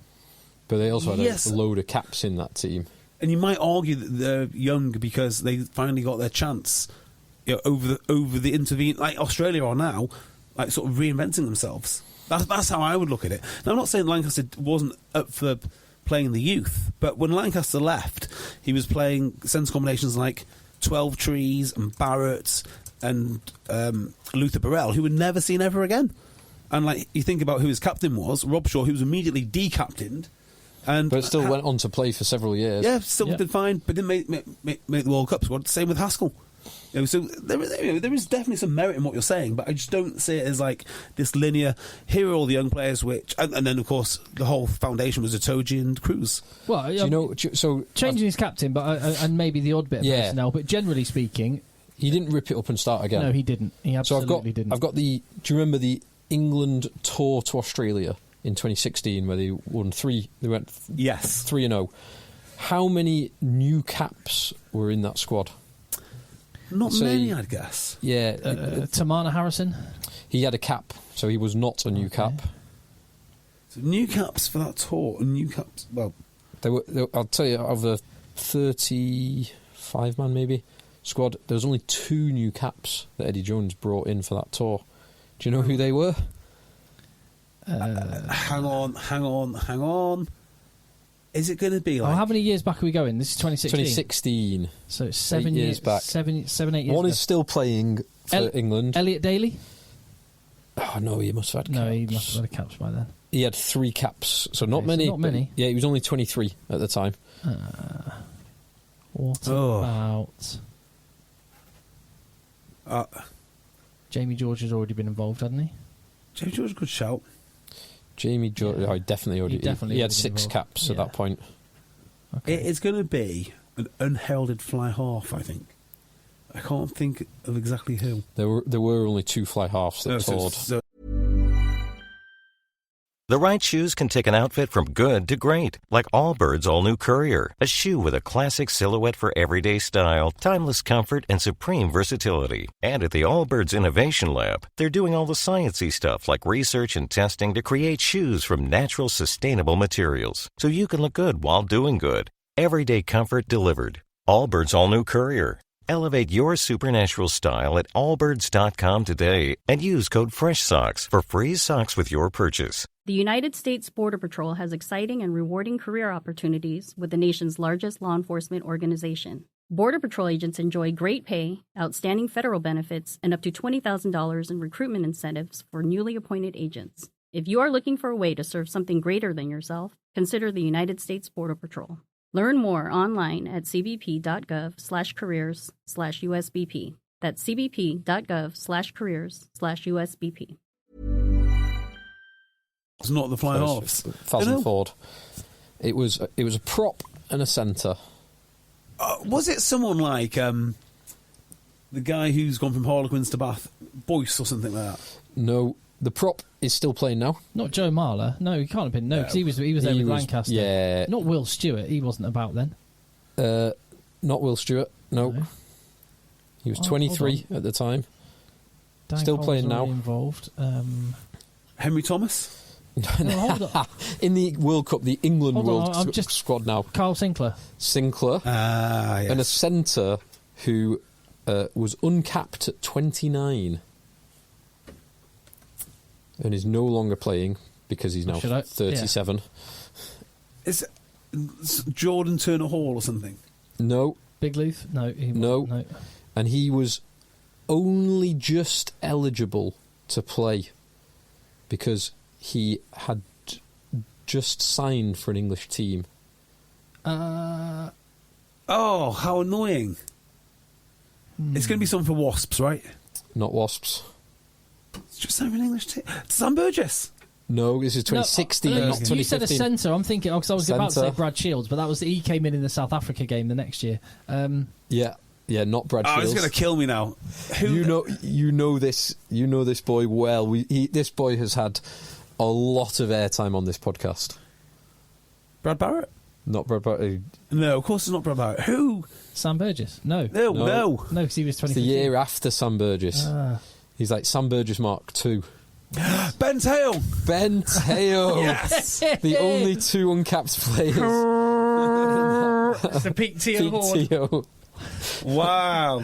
That's if you're relatively new to the podcast, you'll have no idea what we're talking about. But go back and listen; it was a lot of fun. Yes. Ben Tail was. I remember how annoyed JB was when Ben Teo got into the Lions after I predicted it. He was fuming. Ben Tail. You even went to the. That was a ride. Went to the length because I predicted Ben Teo would get in the Lions, and he did. You accused You predicted me it in of having England. inside information. You predicted England. You never predicted. No one predicted the Lions. You must have flexed. I predicted England World Cup squad. That's right. You were like, someone must have told you that. You must have got some inside information. You must have had. There's no way you looked at Ben Tail and said, yeah, that he's going to go to Worcester. That's what's going to happen to him. Worcester and then England. No way. Ben Teo. So, anyway, from all of that, then, which has nothing to do with this World Cup now. Yeah. Anyway, I think the semi-finals that we've got, although there is some disagreement. The quarterfinals that we've got. I think we've got Australia facing England. I think we've got Argentina facing Fiji. I think we've got because I think we both picked it the other way around. Ireland facing France and New Zealand facing South Africa. Oh, those are tasty. Now, I know you said you had some differences there, JB. You'd have France facing Scotland. Yep. And you would have Australia. Scotland is dangerous for France. You'd have it is. You'd also have Australia facing Samoa. If you were Andy Farrell, and you could, you wouldn't want to do a club call like they did in rugby league and pick your opponent. But if you could and keep it secret who you picked, so no one knew that you'd picked it, who would you pick? As your opponent of those 8 teams? Well, for the quarterfinals, like France or New Zealand. Because probably New Zealand. I think both teams. South Africa. I think they both pick New Zealand as a matchup. Yeah. But South Africa France as a quarterfinal. I want to see South Africa play France after that game last autumn. One of the most brutal and brilliant rugby matches I've ever seen. Yeah. We're all fixated on the big teams, rightly so, because they're great. I mean, they are great. It's so weird, this World Cup, because there are going to be 2 teams which, by some metrics, will be some of the greatest ever teams. Oh, right, yeah, 2 teams. Yeah, so definitely 2. South Africa, France. You might argue Ireland, okay? You might argue Ireland. I mean, they're certainly some of the best their nations have ever produced. But if you play them against the best All Blacks team, just their sheer power and size would probably be too much for them, right? I don't know. Maybe. When I look at Ireland, so just go through the Ireland team. Porter, Sheehan, Furlong, Tygburn, James Ryan, Doris, Omani, Van der Fleer. It's like or Conan in there. Sorry, I think it's like it's an immense team. So I think we're talking about different things. You were saying if you take this Ireland team, Ireland team and put them against the World Cup winning All Blacks, I think Ireland would probably have a bit too much for them. Same with South Africa. Same with what I'm saying is you've got 3 teams. I see. I thought you were saying the other way. No. So we've got 3 teams here, which could legitimately be the 3. Well, I mean, 3 of the best teams. Is that because we're comparing across eras and we're talking about? Yeah, of course. So the 2023, like the All Blacks of their time were the most dominant team. It's hard to compare 8 years apart. Yeah, it is. So, but you should remember, these 3 teams are. I mean, they are legitimately special. Yeah, but those players, if they were 8 years younger in that New Zealand team that won in 2015, would be 12. If they were 8 years younger, so they were all of at the same age they won in 2015. But now Richie McCaw would be better. Yeah, I mean, by the same if you magnitude. get those players today, at that age today, I don't know, with strength and conditioning and whatnot, and modern tactics and modern coaching, I just don't know. Yeah. But I just think that these 3 teams are legitimately special, even though one of them's going out. So that's one side of the World Cup, and that's great. The other side of the World Cup is the amount of teams that are going to get really close scares with all their frayed nerves, and there's going to be a few of them. Yeah, reaching the quarterfinals, thinking, "Jesus Christ, we were lucky to get out." Yeah, there will be 4 games. There will be 4. Whoever makes it out will be count themselves lucky. They're going to be shell shocked. You're going to just get 2 punch drunk fighters in the quarters, and then they play each other. Yeah, and then they've got to go to the semis and get their ass kicked by. Well, that is the one downside of the lopsided draw. The quarterfinals are going to be amazing and really well matched. The semi-finals could be like the momentum could just blow straight out of this World Cup at the semi-final stage. And I think, but then it picks up again in the finals. But I think there's a risk of that. But like, look back to I was just trying to get the scores up. Look back to the 2019 Rugby World Cup South Africa Wales semi-finals. The two semi-finals were really low scoring, because they are nervy positions. So it was 19-20. Oh no, sorry, that's the wrong one. So 19-7 and 16-19. So no team scored more than 20 points. No team scored more than 19 And if you think points. about those semi-finals, they're right? low-scoring games. That wasn't a good France team, and it's France-Wales in the semi. No, it was South Africa-Wales in the semi. Oh, sorry, 2019. The year before last. Sorry, the World Cup before last, right? So it was like 9-6 or something. Halfpenny misses a kick. Sam Robson gets the red. That was 2011. That's 4 years before that. Oh, right, okay. So that's an example of two not very good teams, in my opinion. Yes. Two very nervy teams. But even in that's a good example of the pressure of knockout rugby, because in 2011, New Zealand were way better than that French team. Yeah. Well, Dusautoir was a magician. He was best player on the planet, probably, in that tournament. And he nearly won the final on his own for France. But parking Dusautoir, that France were in disarray. Livremont, the players revolted. Livremont couldn't coach anything. And they still nearly beat the All Blacks, who were head and shoulders above everyone else in the world at that time, because that's the pressure of World Cup semi-finals and finals. Yeah. So whoever makes it through, and it may well be Argentina and Australia, it could be Fiji and Wales, it could be England and Georgia, for all we know. Like, whoever makes it through will have a shot. Not a great shot, but they will have a shot just because of the pressure of the occasion. I read this differently. I think that all the quarters go down exactly that way, because the good teams face the good teams, the bad teams face the bad teams. Yeah. And there's different types of pressure. There's like the high performance pressure to amazing teams, and you know what I'm trying to say. The semis, though, I think are blowouts. I think Tim's right on that one. So I just think if I only get to semis, they're not getting out of the groups. I'd love to see France Fiji in a semi. That'd be fun. That would be cool. Yeah, France Argentina. Fiji would be cool. the ones, right, who I think would put up the best fight of the worst nations, because they just roll the dice. Who, sorry? Fiji. I think Argentina. Argentina. Oh, Argentina's got a good shot. Yeah. Actually. They've beaten all of. Yeah, they've beaten every other team in the world. Argentina. So let's just run through, because I've got on our predictor. So we've got the four matches. So Australia versus England. JB, who's going through? Australia. England. I think England win that because Australia's so inexperienced. Oh, Borthwick that would be some great storylines there. So for that quarterfinal, I will be in and around Marseille, and I will have the option to go to the team hotel where they have to put up a coach and a couple of players for interviews and stuff. And awesome. I would be going. Do you know what? If I had to pick, I'm going to go and chat to Eddie. 100%. I'm going to go see what Eddie's got to say. I love Eddie. Dynamite. I love him. He's great. I miss him. So, okay, I'm going to put Australia through, JB. I'm going to side with you, actually. So Australia go through to one semi. Then Argentina, Fiji. I think it'll be Argentina. I think they'll have too much. Yeah. Then we've got Ireland versus France. France. I think France. And it does depend who they've got available, but France in France. Yeah. And then Close, New Zealand v South Africa. New Zealand, South Africa. It's like Rugby Championship matchup or Twickenham matchup. It could go either way, that one.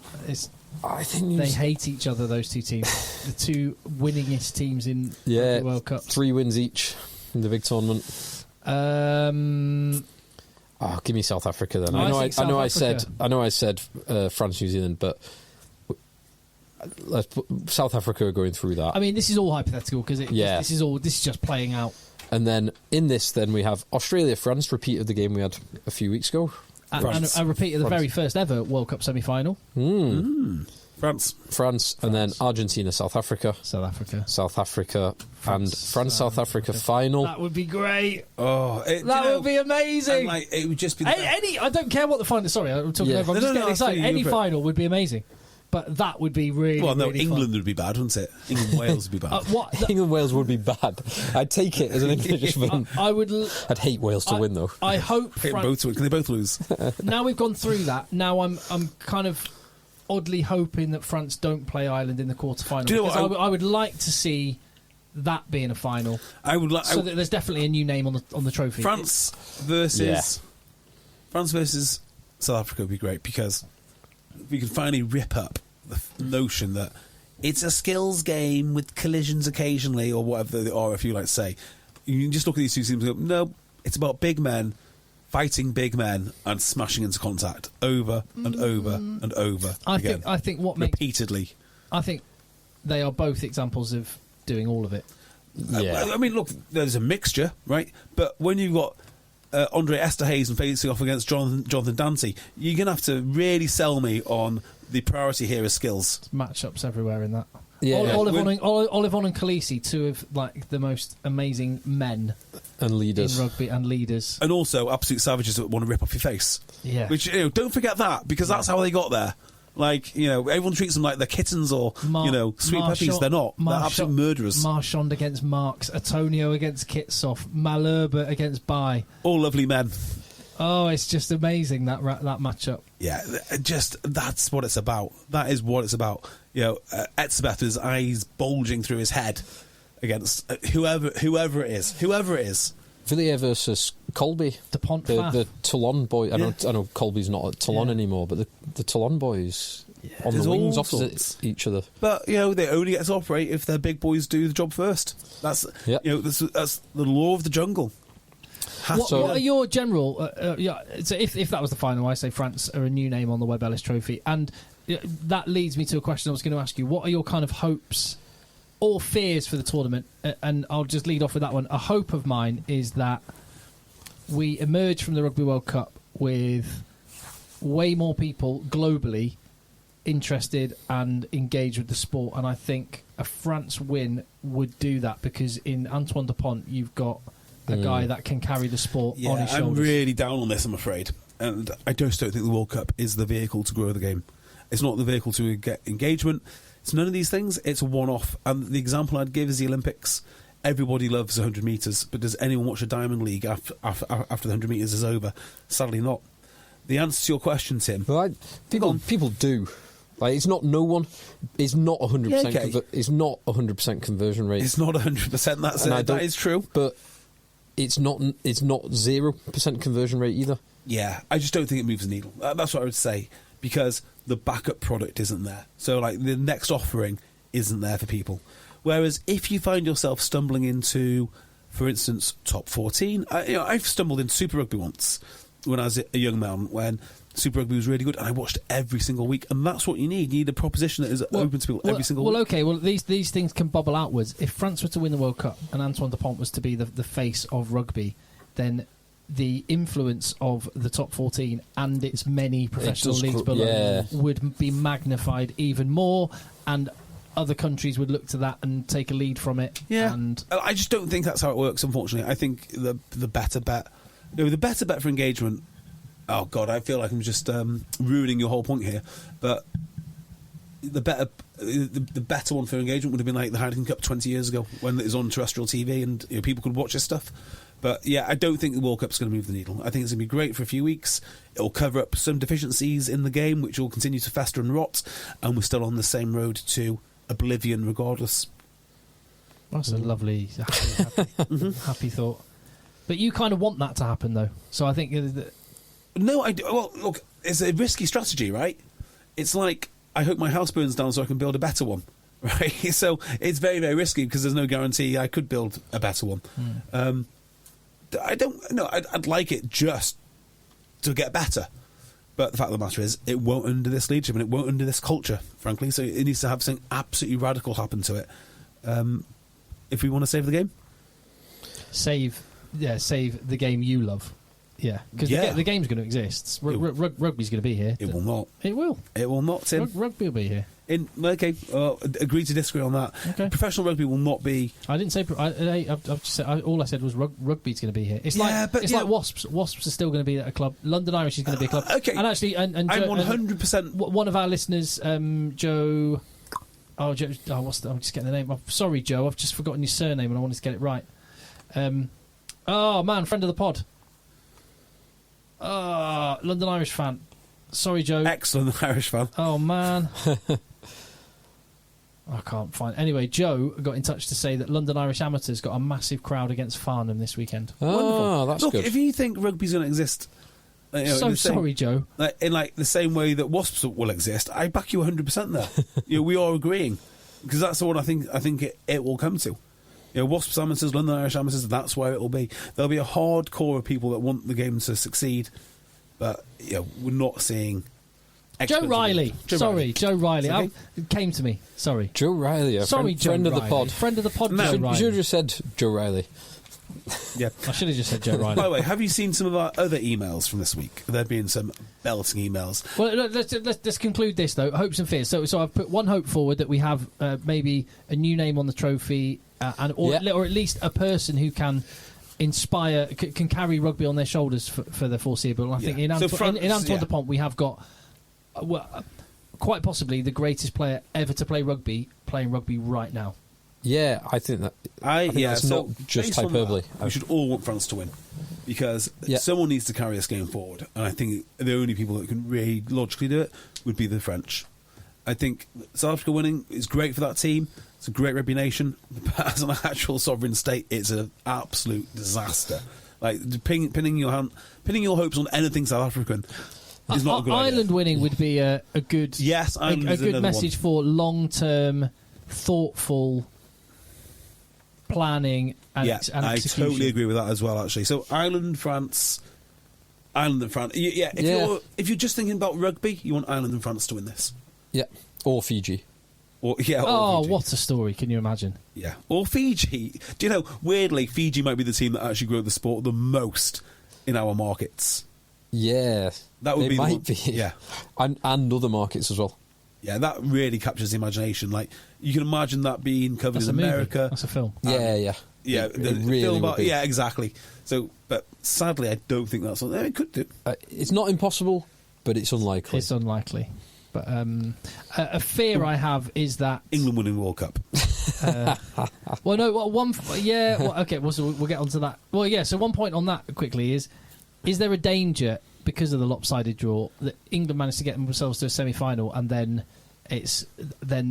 the changes that are necessary and the lessons that need to be learnt don't get learnt, don't 100%. Happen. That is exactly the danger. There is, but as a wider point, as an RFU point, rather than specifically a Borthwick point, just because I have faith in Borthwick, although I obviously expressed my concern with the wider coaching setup previously. I would genuinely love Borthwick to win a World Cup. I think he's a great guy. I just think I maybe not this World Cup, but a World Cup. I think he's the kind of guy who I'd just really like to see win it. And I say the same a lot. A lot of this England team I'd like to see be successful. But it's that wider thing, isn't it? And on the Borthwick point, because he's copping a lot of heat at the minute, and I think maybe deservedly so for the reasons Phil pointed out last week, that he has hired a very inexperienced team of coaches, which may be a bit green behind the ears. However, I would also point out Clive Woodward didn't do very well in his first World Cup. Not steamrolled by Jonah Lomu in a quarter-final. Yeah, he's got to tread quite a fine line, because if he does too badly, he might not live to see another World Cup, might not live to see another Six Nations. But, well, who knows what they'd do. Whether they can afford it or not. But if he does too well... If enough people and pundits and ex-pros tweet and talk enough, it'll happen. Yeah. I just don't know. I kind of disagree, because the Borthwicks go so early, Sweeney has to go early. Hang on.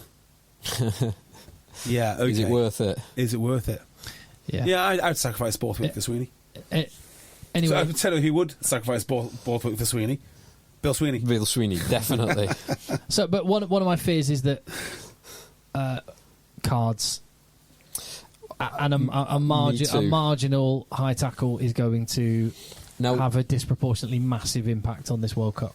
Yeah, and I've made the point previously that I don't think a single card is as big as people think. I don't think a single card ruins a game unless you've got a mismatch of teams anyway, and it just exacerbates a mismatch.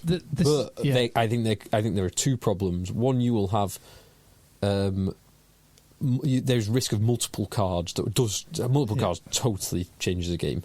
Like, teams do train for 14 men, they do not train for 13 men, and even if you do, there's just too much space. And the other thing is the inconsistency of the decision making and the complexity of the decision making process. Look at the Owen Farrell decision. Yellow upgraded to red, downgraded back to yellow, and then upgraded back to red again for a single tackle. I'll chuck in a third element, Phil, is that the suspensions. Now, World Rugby do not make any differentiation between a World Cup quarter-final and a Premiership Cup game against Ealing Trailfighters. Officially they don't. Officially they don't. But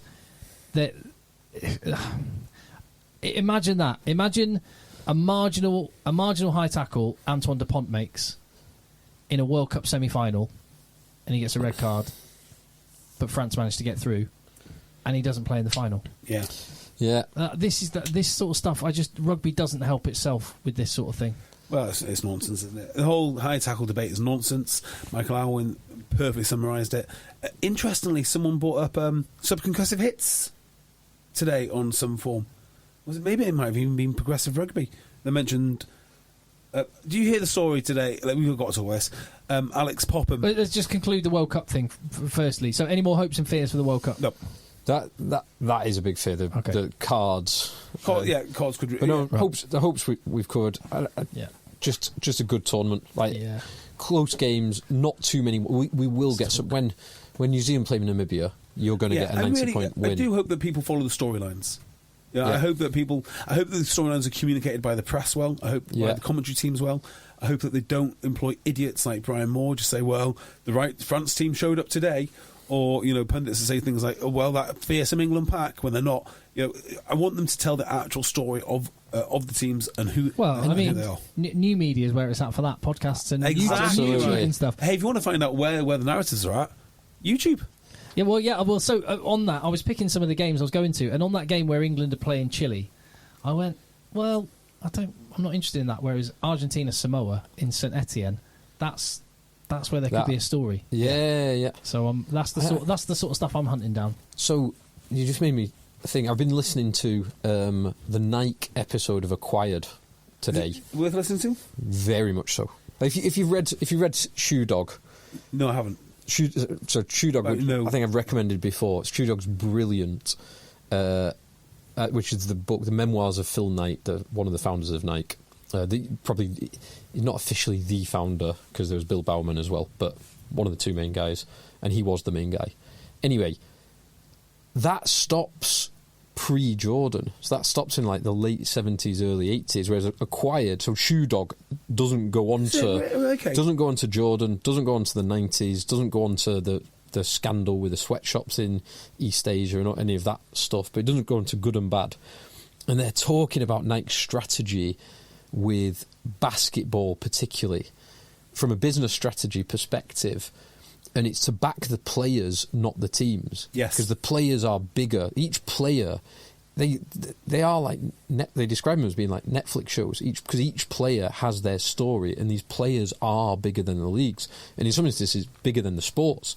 Like Michael Jordan's earnings through the Nike deal, the Jordan brand, it's 20, 30, 40x his playing earnings. Incredible, isn't it? They were saying that Jordan brand is growing at 35% per year revenue growth for Nike 20 years after he finished playing. That's incredible. It's unbelievable. He's picking up 5% of that. When I first heard or was aware of the name Jordan, right, he was still playing, but it was more synonymous with the actual...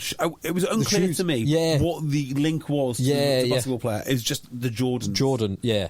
So anyway, my point is that the story, there will be amazing storylines in the games, in the teams. But actually, Tim, to your point about Antoine Dupont, who is this amazing player and also has a little bit of fun and has some charisma. And he's captain in France in a home World Cup. The individual storylines I want to see a little bit more of. So I'm hoping that is covered. We will do our best to cover it, but I'm hoping it's covered elsewhere as well. Like Uini Atonio's story is incredible. Yeah. Picked up like playing like third division rugby when he was just travelling around France, and he was part of a Shakespeare acting troupe with his brothers. The thing is with Uini Antonio is, I guess the amazing part of the story is that guy wasn't picked up sooner. Like, it's not like he was a talented scrum half and made it the heart. I mean, he's a big piece of furniture. 6'5", 150 kg. Yeah, how did you know he was going to be good? So yeah, that's the story. Why was he not picked up? Yeah. There we go. That's your Rugby World Cup, which of course I can't wait to. I cannot wait. So when do you fly? Tuesday. Tuesday to Paris. Yeah, and then pick up the camper van from the Ford headquarters there. Very nice. And then I've got to get my way to Marseille over the next couple of days. Basically, oh my word! England, which is a long old drive. It's a big country. Yeah? It's about 8 hours driving. It's more than that. I would have thought it's more. I don't actually know. I think it's about 8 hours driving. Yeah. I think you're on 12, 13, surely. So I've driven from the Dordogne down to Toulouse, and that was about 6 hours. Do not get caught speeding. No, I don't intend to. No, do not. Do not even consider. You're in a camper van. You'll be. Yeah. No, one thing I've been told. I think I might mention this before. I've been warned by the people from Ford, so they're lending me this transit nugget thing, which is like their version of the California thing? The California kind of thing. Yeah. Anyway, they've said, "Oh, sorry, it's coming from Germany, so just sorry about that." I was like, "What do you mean?" They said, "Oh, we'll have German stickers on it, so you'll get loads of shit from people on what." Yeah.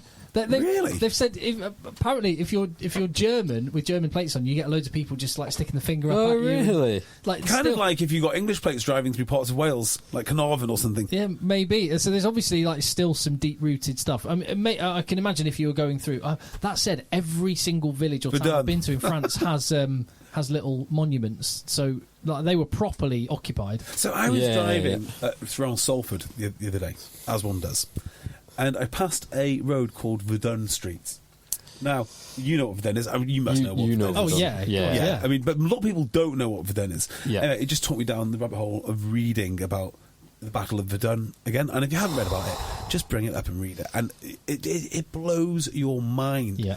It's amazing those two countries can actually coexist, even hundreds of years, 100+ years on. I mean, it's just incredible. So it's 800 kilometres, although that is about 8 hours if you're doing 80 kilometres. No, it'd be 10 hours if you're doing 80 kilometres an hour. It'd be 8 hours if you're doing 100 kilometres per hour. So if you're doing 100 kilometres per hour, which is about 60 miles an hour, 62-ish miles an hour, no brakes, you'll be fine. Yeah. Anyway, I've got. I'm going to stop on. So I'm going to stop on the Tuesday night somewhere. Your route takes you directly through Lyon as well. Yeah. And then I'm gonna, and then I'll I want to arrive in Marseille Wednesday night, and then on the Thursday I'll be going to the Marseille airport Hilton Hotel where the England team will be arriving. The thing about you, Tim, which people don't know, but I do, you're a very good driver when hungover. so you'll be fine to get up early and just get moving. The other World War I battle, my favourite World War I battle to read about. Just because it's like the stories are mind blowing. Passchendaele. I've not actually read that. It was like the weather was horrific. So, and where there'd been so many shells dropped, there were huge craters, and there was so much rain that the craters filled up with water to the point that the Allied forces used duck boards to get across towards the German front line. So you can imagine, like, the German guns, basically, like, these Allied guys are walking on bits of wood which means No, that they can't dodge. And there's this unbelievable story. And you can't undulate, can you? You can't use the terrain features. The New Zealand team was somewhere near some of these battlegrounds, so they went and visited some of this. And that's one of the things I'd like to do while I'm in France is go and visit some of this stuff. I think. But the Passchendaele one just haunts me. There's this account from a soldier. Basically, one guy sort of slipped into one of these holes, crater, and he got stuck in the mud. Couldn't get out of this crater, which had water in it as it fills up. And basically, he wasn't in a position where anyone could help him because they were on these duck boards. And basically, the soldier gave an account of over several days walking back and forward past this guy as he just got slightly higher. The water was slightly higher and higher. Oh my word! I know, it's just like some of the shit we complain about, and just read some World War I accounts. Well, passionate, because the battle that I would always go to would be Ypres. Yeah. And Passchendaele is adjacent to or part of the Ypres region, and you just look at the numbers of casualties. It's unbelievable. It's just mind blowing. Yeah. Linking to military stuff, we got one of the best emails I think I've ever read. Oh, I love this. Yeah. So I mentioned the other day about generals getting fired. Now I'm not going to read the whole email because it is a long old email, and I don't like reading emails in its entirety because I'm just not very good at picking out the best parts. But I'm just trying to find who sent it, because he just deserves a shout out. Anyway, ex-army captain. It was genuinely one of the most enjoyable emails that I have ever had. It was, and have you got the name? David F. Heathcote, is it? I don't know. Yes, it is. David F. Heathcote, thank you very much. I absolutely love that email. Captain, now retired. Captain David retired. F. Heathcote. Well, I love the point, because he puts so much flesh on the bones of a point that we often make without having the detailed knowledge behind it around a peacetime number 8 and a wartime number 8, which we kind of flippantly joke about, but knowing that there is something behind there. But the phrase he used was the regulators and disruptors. That's it, yes. So he says, and this has great analogies for business as well. Like the regulators in peacetime, and I'm probably butchering it, so apologies, David. But in peacetime, basically you want men who will follow the process. Yeah. Who will follow the company line. Who will maintain the infrastructure and the institutions. Yes. And they're all well and good in a peacetime operation, but as soon as you're in wartime, that is no good, because sometimes some of those institutions and functions and processes are not fit for purpose. Yep. Some of them need to be ripped up and started again, and sometimes you just don't have the time or the facilities. Yeah, they're fit for a different purpose, and you have to bring in the disruptors. And it's a great lens, that regulators and disruptors lens, to look at things through. Yeah, and Captain, now retired, Captain David F. Heathcote uses the example of the England players and says, because the England squad is full of regulators, there will be none of this so-called revolt as there was in 2007. Yes. Because none of the guys none of the disruptors are in there. It's all company men that are there. So he doesn't expect it to happen. And there's a lot of people have been talking about this. And Owen Slot did a really interesting article basically saying, come on, the Owen Farrell, this is your time to lead. Yes, I saw that. But it was quite a good article, actually. But also in the same article saying, basically making the same point. He's a good company man. It's not going to happen. And he's got a history with Borthwick as Russell, right? So this might. And everyone's defending their own position because it's worth quite a lot of cash. And we also look at like the smaller nations. So I have been on record of criticising England for not getting lads like Tompkins and Harris, and but also I'm full of praise for lads like Finn Russell, who would never have made England just because of his body shape, but because of you've got a narrow playing pool to pick from. Maybe you inadvertently do pick these disruptor types. Whereas the whole point of England is you got a huge playing pool. It's a bit of the Moneyball argument. Like once you look past the slightly unusual aesthetics, you look at the stats and you look at their ability. England picked Thomas Waldron. Yes, they did. Yes, they did. True, very true. Whereas with England, because if you've got two players who stats or on the face it they might appear to be roughly as good as each other, they pick the aesthetic one rather than the one who looks like he's... Pierre-Spieth's got given many more chances than he probably deserved. Yeah. England are not the only ones to do it. Yeah. And for someone who is as physically capable and impressive as Pierre-Spieth, you're going to give him a few chances. Yeah, we must have had something like 30 emails this week, at least. I've read every one of them. The quality of the emails that are coming through are real, because we might not mention them by name, but actually it gives it so much content and thoughts throughout the week to actually, structure Pass off as our conversations. own. Yeah, absolutely. Okay, so this is a bit everyone's been waiting for. There's some actual rugby this weekend, boys. Who's excited? Well, the top 14's been going on for 2 weeks, JB, and you've not watched a game as far as I'm aware. Because we all know that's not where it's at. So, as hard as I tried to walk away from the game last year, I had a few pre-season games, wasn't feeling it.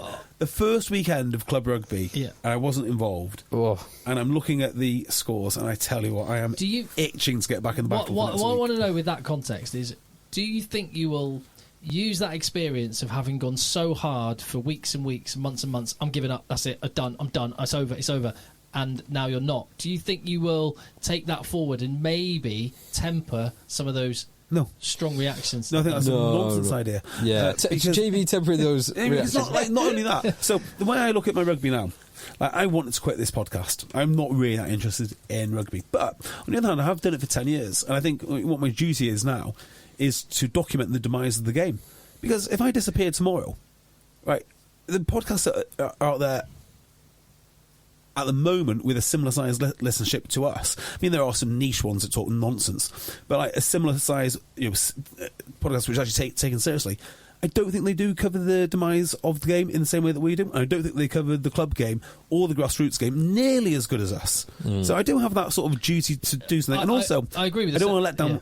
Yeah. I'm not. If it wasn't my mates, if I'd moved to say Coventry or somewhere, I would not be seeking a new club. I would not be playing.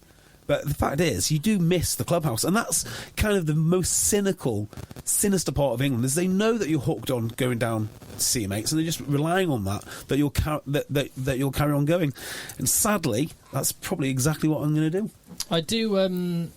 I think I love your passion. I guess one of the. Okay, we're just having like a discussion live on the podcast. I suppose this is what we're like with our audience. We're involved the minute. I guess the only issue may be documenting the demise of rugby. It means you may well end up fishing in a smaller and smaller pool of listeners, because that's not the sort of thing people want to hear about. Well, we're going to have a smaller and smaller pool anyway, I think. I just don't think... So, our numbers have been stable. Yeah, because we're good at what we do. But, I was talking to a guy in a barbecue yesterday who is your classic casual rugby fan. Played at Bourneville Threes for a bit. Really, really enjoyed his experience. Loved going to watch Six Nations. He says he's on the verge of a World Cup, and just no one's really talking about it. Like, he used to go with all of his mates to watch big internationals. No one's doing that. Used to take the girls. Used to take a few mates who were just football fans, and everyone would love it. And they've just slowly stopped. And we had a good half an hour about Owen Farrell, of all people. He's like, well, if that's what the game is, I don't want to watch it. And I think a lot of people feel like that. What, Owen Farrell? No. His right. treatment for the red card. Oh, I see. So, like, yes. if that's a red card, this isn't a game that's the point Phil made the other week. Like, when he chatted to casual rugby fans who aren't up to speed with the nuances of every intricate if you're part not engaged. of the tackle protocol framework flowchart, they're like, what's going on? Yeah, the authorities are completely neglecting the needs of the game. Yeah, so I think there probably will be a smaller pond. I'm quite comfortable with that. But we're going to have to document the demise of the whole thing. There was some rugby this weekend. Yes. And so Sedgley Park. I didn't see Sedgley score. Back in National League One. Famous win. Back in League One against Richmond. They got promoted. Richmond got relegated. It was at Park, and Richmond were down by 9 points with... So Sedgley were down by 9. Were down by 9 points with about 4 minutes to go. Yeah. Wow. And scored a try in the 77th minute and then an 80th plus minute penalty to win 32-31. Crikey, that is a big win. Yeah. Did a friend of the pod, Ben Black, play? Well, I've not checked the team, but last time I spoke to him, I think he was going to retire. Oh no! He's not going to play on this season. But I don't actually know. Play for. So I spent the best part of half an hour today trying to persuade Jake Cooper-Woolley to come down to Talk H to take my position. Greatness deserves to be replaced by greatness. And he's thinking of going, do you know to which club? Which club we do know. Would pay massively over the odds for players? Although perhaps not massively over the odds with Jake Cooper-Woolley. I wouldn't say he's over the odds. Our friends at Rosendale. Rosendale, allegedly. So Rosendale could be going to war with Jake Cooper-Woolley. Barry McGuigan played this week, and Denny Solomona at 13. That's a fearsome proposition for level 5. So yeah, they're still on the hunt. If you want cash and you want it now, I'd go to Rosendale. But no, on a serious note, we played Rosendale last year in the Cup, and it's a really nice club. I did enjoy it there, and good on them for wanting a bit of ambition. You know, you need people. So I was talking to. No, I'm not sure I agree that splashing out loads of cash at level 5 is a good thing for the sport. Ultimately, it is their money. Invest in the infrastructure. Well, I do make this joke about Rosendale, like, why are you paying 400 quid for a back row? Get some floodlights. When you don't have the floodlights. Get some fucking floodlights. But, you know, if you want to spend your money that way, you spend your money that way. Maybe you'll get floodlights at level 4. You know, I don't know how that works. Well, Byron McGuigan got 4 tries. Did he? Go on, Byron. Against Wirral, 61-33 win. Good lad. 61-33, big high-scoring game. Yeah. Defence optional. 94 points. The question, JB, like more importantly about any result is how is the tackle law thing bedding in from what you've seen or heard? I have not spoke to many lads at Talk H this week about their game. Judging by our score, it didn't bother them one bit. One of our friends in North Wales had a yellow card for it. It seems to be. Well, actually, I did hear from the Aspel game. So Aspel this year are going to be very, very good at level 7 in the Northwest. And their conclusion was the refs are going to use it to level up the game. So they were 20 points up in like 10 minutes in. And then all of a sudden, high shots started raining in. And the other one I heard was... Now, Aspel is rugby league territory, isn't it? Yes, it is. It's Wigan. They like to hit high. They do like... They've been taught... They've been taught the proper way from an early traditional way. Yeah, the traditional high. northern way. Hit and stick. And someone else told me as well that, as talking to some boys in Aylesbury, because Aylesbury won. Great win for Aylesbury. Marlow lost, I'm afraid to say, Tim. Yeah, I know my boys lost. But tell you what is happening, 11th of November, there's no other rugby going on 11th of November, Marlow Aylesbury at Aylesbury. Oh, big game. You know, if you think that the World Cup's exciting, that's because you've not been to Marlow Aylesbury. So we'll have a full rundown of that game as and when it happens. Raffy Quirks Broughton Park opened up with a win. Sorry, just finish off on that. Aylesbury were very much of the opinion that first half didn't exist. Second half, it massively existed. So refs are they're struggling with it as much as anyone else. The point, I mean, it just comes down to the point, like, why do it? Why do it if it's going to make no difference whatsoever? Yeah. You know, both with enforcement, both with injury, like the whole thing is an absolute farce. So, sorry, Raffy Quirks Broughton Park did what? Got a win against Wilmslow, first game of the season. Right, so people need to pay attention to this. Level 7 this year, Talk H's League. We have 2 teams in there. Now, just to give you an idea of the scale... I mean, actually, I'm not the guy to give you the idea of the scale. How good were Wilmslow back in the day, Tim? How good were... Oh, that was... Wilmslow had international players. My old man was a policeman in Manchester, and Wilmslow was his club, and he regularly tells stories about going on the piss with Steve Smith, who was the England hooker, and what was the name of the scrum half? No, Steve Smith is a scrum half. Steve Smith was a scrum half. Yeah. No. Steve Smith was a... No, definitely scrum half. Scrum half. There was an England hooker as well. I can't remember the name. There was an England hooker who played for Wilmslow as well. They were one of the top teams. Do you know why I know Steve Smith was a scrum half? Yeah. Steve Smith is directly responsible for the success of Sale Sharks because he introduced Simon Orange to rugby. That's how I know. Yeah, so and Wilmslow versus Broughton Park was historically a massive game because you had Tony Neary, the England open side, Steve Smith, the England scrum half, and it was a big grudge match. So Tony Neary, can I say what happened to Tony Neary? Well, he his name isn't up in the Broughton Park Club anymore. Let's It's just not, say is that. it? It's not. Maybe look it up. But yeah, Tony Neary, huge name around here. Broughton Park was a massive club. These were the two biggest amateur clubs. There's a story going around, well, that went around at Wilmslow, that one Will Carlin showed up to play, introduced himself, expected to get in the first team, said, no, you may not play. So like, that's how good they were back in the day. Both of those clubs have found themselves at level 7 with Tok H. Tok H tell a story back in the day of Broughton Park. This is when you had no substitutes, right? Broughton Park didn't have a fullback, so the regular thing was just to phone around the local clubs and get the best player that you could. So they just phoned up to Tok H, say, we need your fullback today. No matter what you were doing, you had to send your fullback to Broughton Park. And now I'm looking forward to smashing them everywhere. Yeah. When is Broughton Park Tok H? I'm genuinely interested in that fixture. About 5-6 weeks' time, I think. It's good. I can't wait for that game. That's probably 50% of the reason I still want to play. That one game. Peak JB. Yeah, they're going to be good. They are. They always bounce back from level 7. But you got some good teams there now. Real good teams. Yep, it's all very exciting stuff. It's the local stuff which gets me much more excited than World Cups and Premiership and whatnot. Much more excited. Alex Popham, you wanted to talk about as well? Yeah, a very sad story in some ways, but kind of like it just proves the point, doesn't it? So if you're not following the story of this absolute grift of an organisation, Progressive Rugby, now what their motives are, I mean, they'll say, I don't know what the motive. If you just like, again, it's just when you preface stuff and put names around it, like a lot of people just turn off. Whereas actually, if you just present the facts, well, we don't know what, like this absolute grift of an organisation. Just say Progressive Rugby. No, absolutely not. Absolutely not. Like, I don't know why we need the lectures about how to communicate things, because ultimately, because I want you to no, because Tim, argue your point on the merits. No, because the merits are irrelevant largely.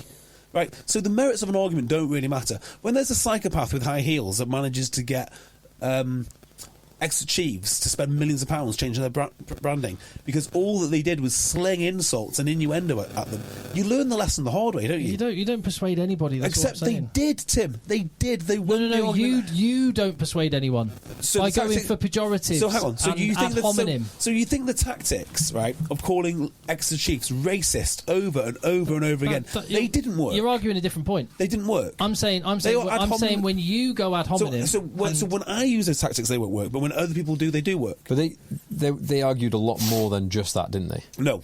The whole basis of their argument was they're racist, they're racist, they're racist, they're racist. But it's causing offence. It was a lot more nuanced than that. That was just basically racism. Now, it wasn't much more nuanced than that.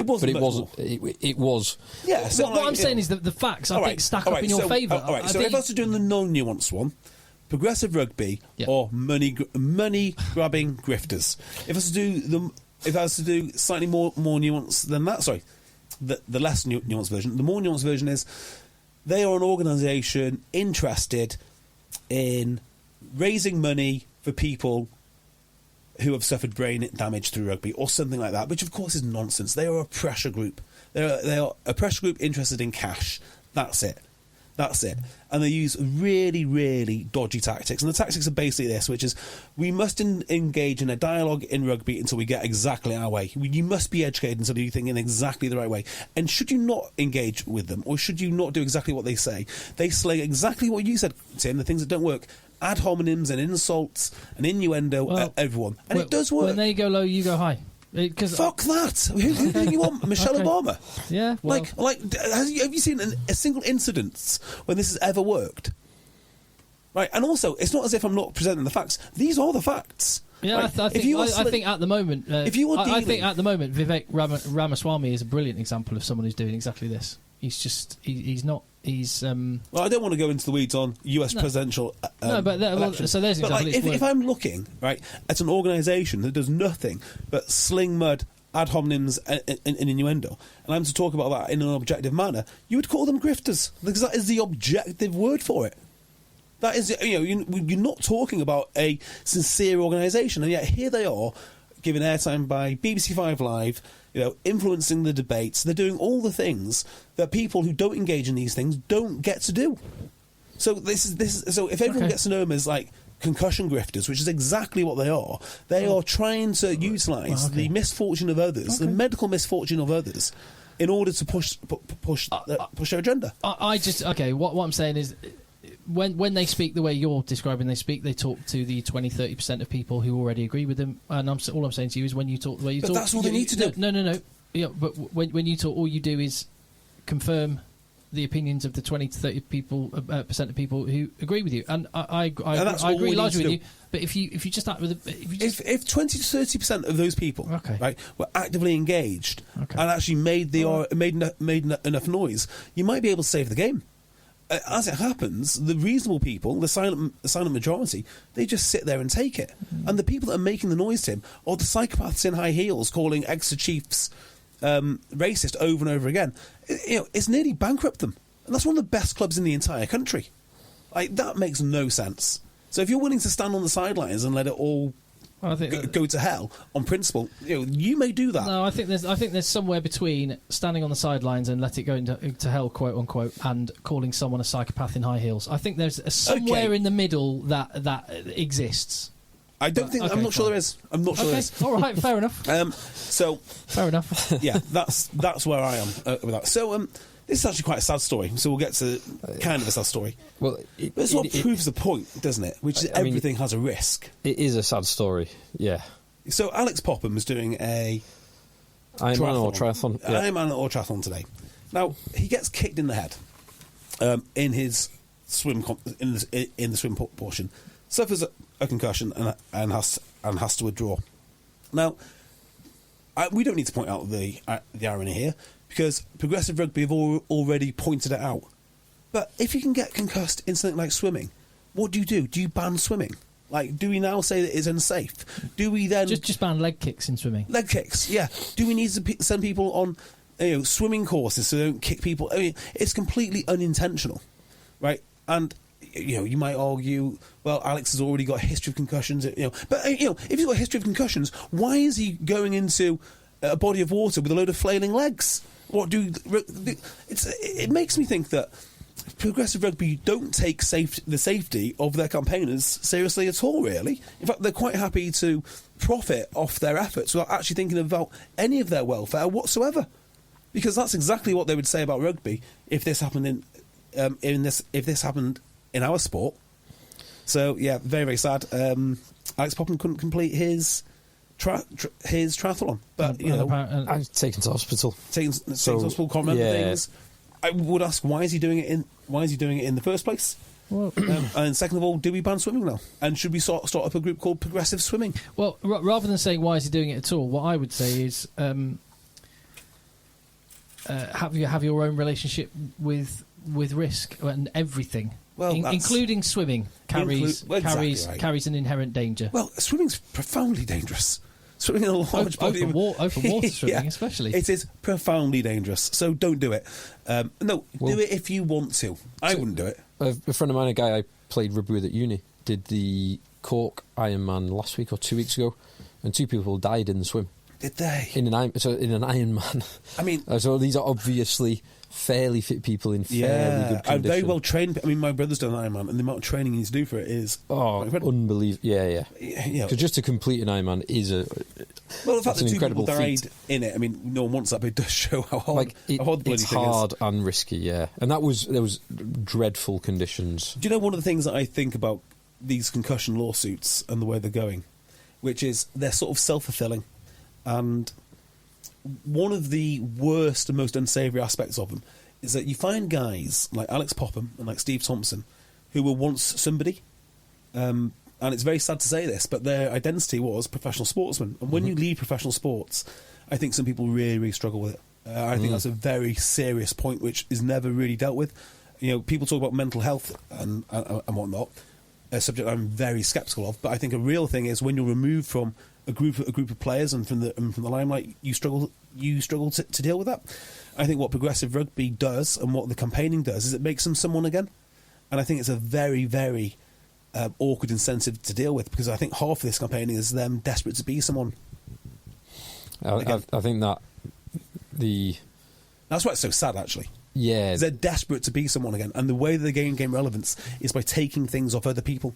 Like, I have nothing but sympathy for the condition that they find themselves in. But if they're going to fight this fight against the sport which I play, and which has given me so much, they've got to expect to be treated more harshly. That point around I always think of the phrase, graveyards are full of indispensable men. Yeah. Like, not being indispensable anymore, like the realisation that you are no longer indispensable and can no longer do the thing that made you who you are is a very, very difficult position to be in. It's horrible. And combine that with serious long-term health effects, it is I really, really hope Popham is okay, because it's an awful position. He's taken to hospital. You combine them all. Like, was relied on, was needed, all of a sudden not in the game, but also with these massive, severe health consequences that make them a burden, rather than being the. It's horrific, but it was all their own choices, and they don't get then to weaponise that with the help of very cynical people who are looking for money and status, particularly in the case of Progressive Rugby, who put people forward simply for this. It's a Trojan horse to basically destroy the game. They're utilising and trying to appropriate people's ill health in order to get their own way. My approach would be not to amplify anything they say. But if you like, have to. There will be people listening right now that have never heard of Progressive Rugby because they're not on Twitter. But they might be listening to 5 Live. Occasionally, they might pop up every now and again. They might see Steve Thompson. When you see Steve Thompson, they most prominently exist on Twitter, and there will be people, I guarantee, who will be listening who've never heard of them, and now have heard their name. And what will happen, Tim? 25 times in this episode, because they get more than any individual rugby player. You've mentioned that organisation, because of the airtime that they get. So what you've got to remember is, rugby now is largely defined by the things which have gone wrong.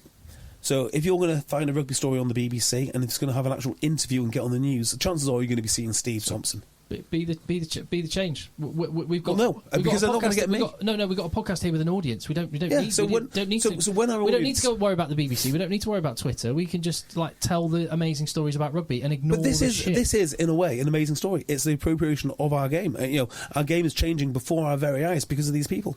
And if you deny that, I like to say, you can deny reality, but you can't deny the consequences of denying reality. I think there's a lot of reasons for it, and I think all we can do is put the case forward for the things and the reasons we love the game. I think it's not just an organisation like that are behind this. This is society generally. There are parents that are shit scared to let their kids. What was the thing? The phone call I took from my daughter earlier.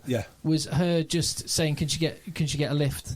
She's at the park with her mates, and there's some parents who would, at whatever time it was, 9:30. Some parents would be like a 14-year-old kid with their mates at the park. What are you letting them do? And some people might judge me for that, but point being that that would think back to when you were 14. That would just fucking standard. It would just be the norm. Would be the norm. So what I'm saying is people's relationship with risk just generally has changed, and rugby is part of that. And you make a strong point. It's maybe an inevitable waters that we were going to go through, irrespective of what the name or the face of that looks like. There was 2 other little tidbits this week which have really put my interest. One was an email which went to school parents. Did you guys see this? The email school parents about the rugby team, and it's like an opt-out and all the risks involved in rugby. It's like, just don't tell them, just go and play the game. If you want to play the game, if you think as an educator that this game is valuable, go play that game. Right, done. Do not be going to a parent. It's like, it's like saying, would you like a steak? By the way, there is a 0.2% chance of you getting, CJD. You just don't need to know that, do you? Just, it's safe, fine. And the other one was from a website of a rugby club in the Midlands. Did you read that one? Our number one priority is the health. I'll read it. This is absolutely phenomenal. This is exactly the club I would hate. But this is a rugby club. So this is an actual rugby club, right? So this is my point. I think it's a broader thing. This is people's relationship with risk, and I think we can just advocate that the benefits outweigh any perceived negatives. Yeah. Oh my word! Would you ever want to play for this club? It's absolutely astounding. This is. Well, we are a tight-knit community that value our players' safety and well-being above all else. Above line-outs. Above rocks. I mean, you're a fucking rugby club. What do you want me to tell you? Hi, I'm here to play rugby, bottom boots. How's your well-being and safety? Fuck off, pal.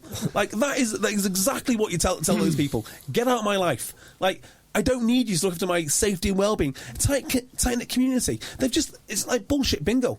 Like, this is the problem. They're talking to the parents who, like I say, would judge me and think it's completely irresponsible that I let a 14-year-old be at the park with their friends at 9:15 at night. Yeah. That is pretty irresponsible, too. That's the people. Well, that's the judgment I make. Like, again... What side? I've left my kids overnight on their own before. Yeah. 15 and... I'm all for it. 15 and 14. But there are 15-year-old kids that I would never leave on their own. Yeah. My 15-year-old son, I'm like totally fine with it. But some people would judge me for that. But that's my assessment of risk and... Completely agree. No, that is for the men's team, by the way. That is on the men's section. Oh, imagine showing up to that. Nope, not for me, thanks. Well, let's just, like you say, let's get stuck into the World Cup and lots of massive men smashing into each other. Oh no! During the World Cup, we're going to have to have 2 podcasts. You can have your fun with your. In fact, you're in France. I'll do what I want. And then I will talk about Bowden's inevitable victory against Anselmians. Yeah, definitely. That's good. Well, no, we can definitely tick all boxes and cover all bases. Yeah, but that's it. But I love you talking about you hate Bowden it. and Anselmians. Yeah. No, I want to. You don't. I'm joking. I totally do. All I was suggesting today is we put the international rugby first. And then talk about No. When the World Cup happens, right, we'll talk about that. But right now, real rugby is happening on real pitches in the northwest. Oh, I love it. You're a massive advocate for the sport. Don't confuse anything I'm saying. I bloody love it. I love the passion. Let's burn it down and rebuild it. This podcast is about. That's what we need to do.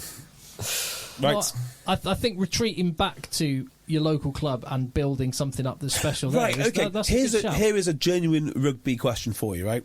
So, I put out to my CrossFit community, our tight-knit CrossFit community, where health and safety and our welfare is of highest order. I've offered them the chance to watch rugby with yours truly. Nobody wants to watch rugby. They'll all go for a beer. They're all for a beer, but they're not up for the rugby. Here's my question. A, how are you going to get new people to watch the game? And B, where would you like to watch the opening game of the World Cup, providing you can't go to the stadium? You're going to watch it at home. Where are you going to go? Well, I'm going to be somewhere in Marseille watching it. Yeah. That's cool. That's a really cool Don't answer. know where yet. I just rock up to a random bar. Yeah. I might walk down to... I watched the first half of the United game today at Sale Sports Club. Oh, did you? Which is where Manchester Spartans play out of, but it's also Sale Cricket Club, and they play hockey out of there. I'm due to play at Spartans in a few weeks. Yeah, I might, because it's 200 yards from my house, so it's a very short stroll. So I might just wander down there. Nice. We've got a few nice beers on top. Was it 8 p.m. kickoff? It's 9 p.m. French time, but 8 p.m. Oh, perfect timing as well. Yeah. Perfect timing. ITV prime time 8 p.m. Yeah. Yeah, so I might wander down there. There's 2 things that... Okay, so I'm going to do that. I'm going to try and introduce a handful of people from CrossFit to Didsbury Rugby Club to watch to watch the game. That is my plan. Also, funny you mentioned Spartans, I'm also due to play for them, or try to play for them, in about 3 weeks' time, because I train with two gay chaps who are semi-interested in rugby but not entirely sure. I said, well, come down and I'll play the first game with you.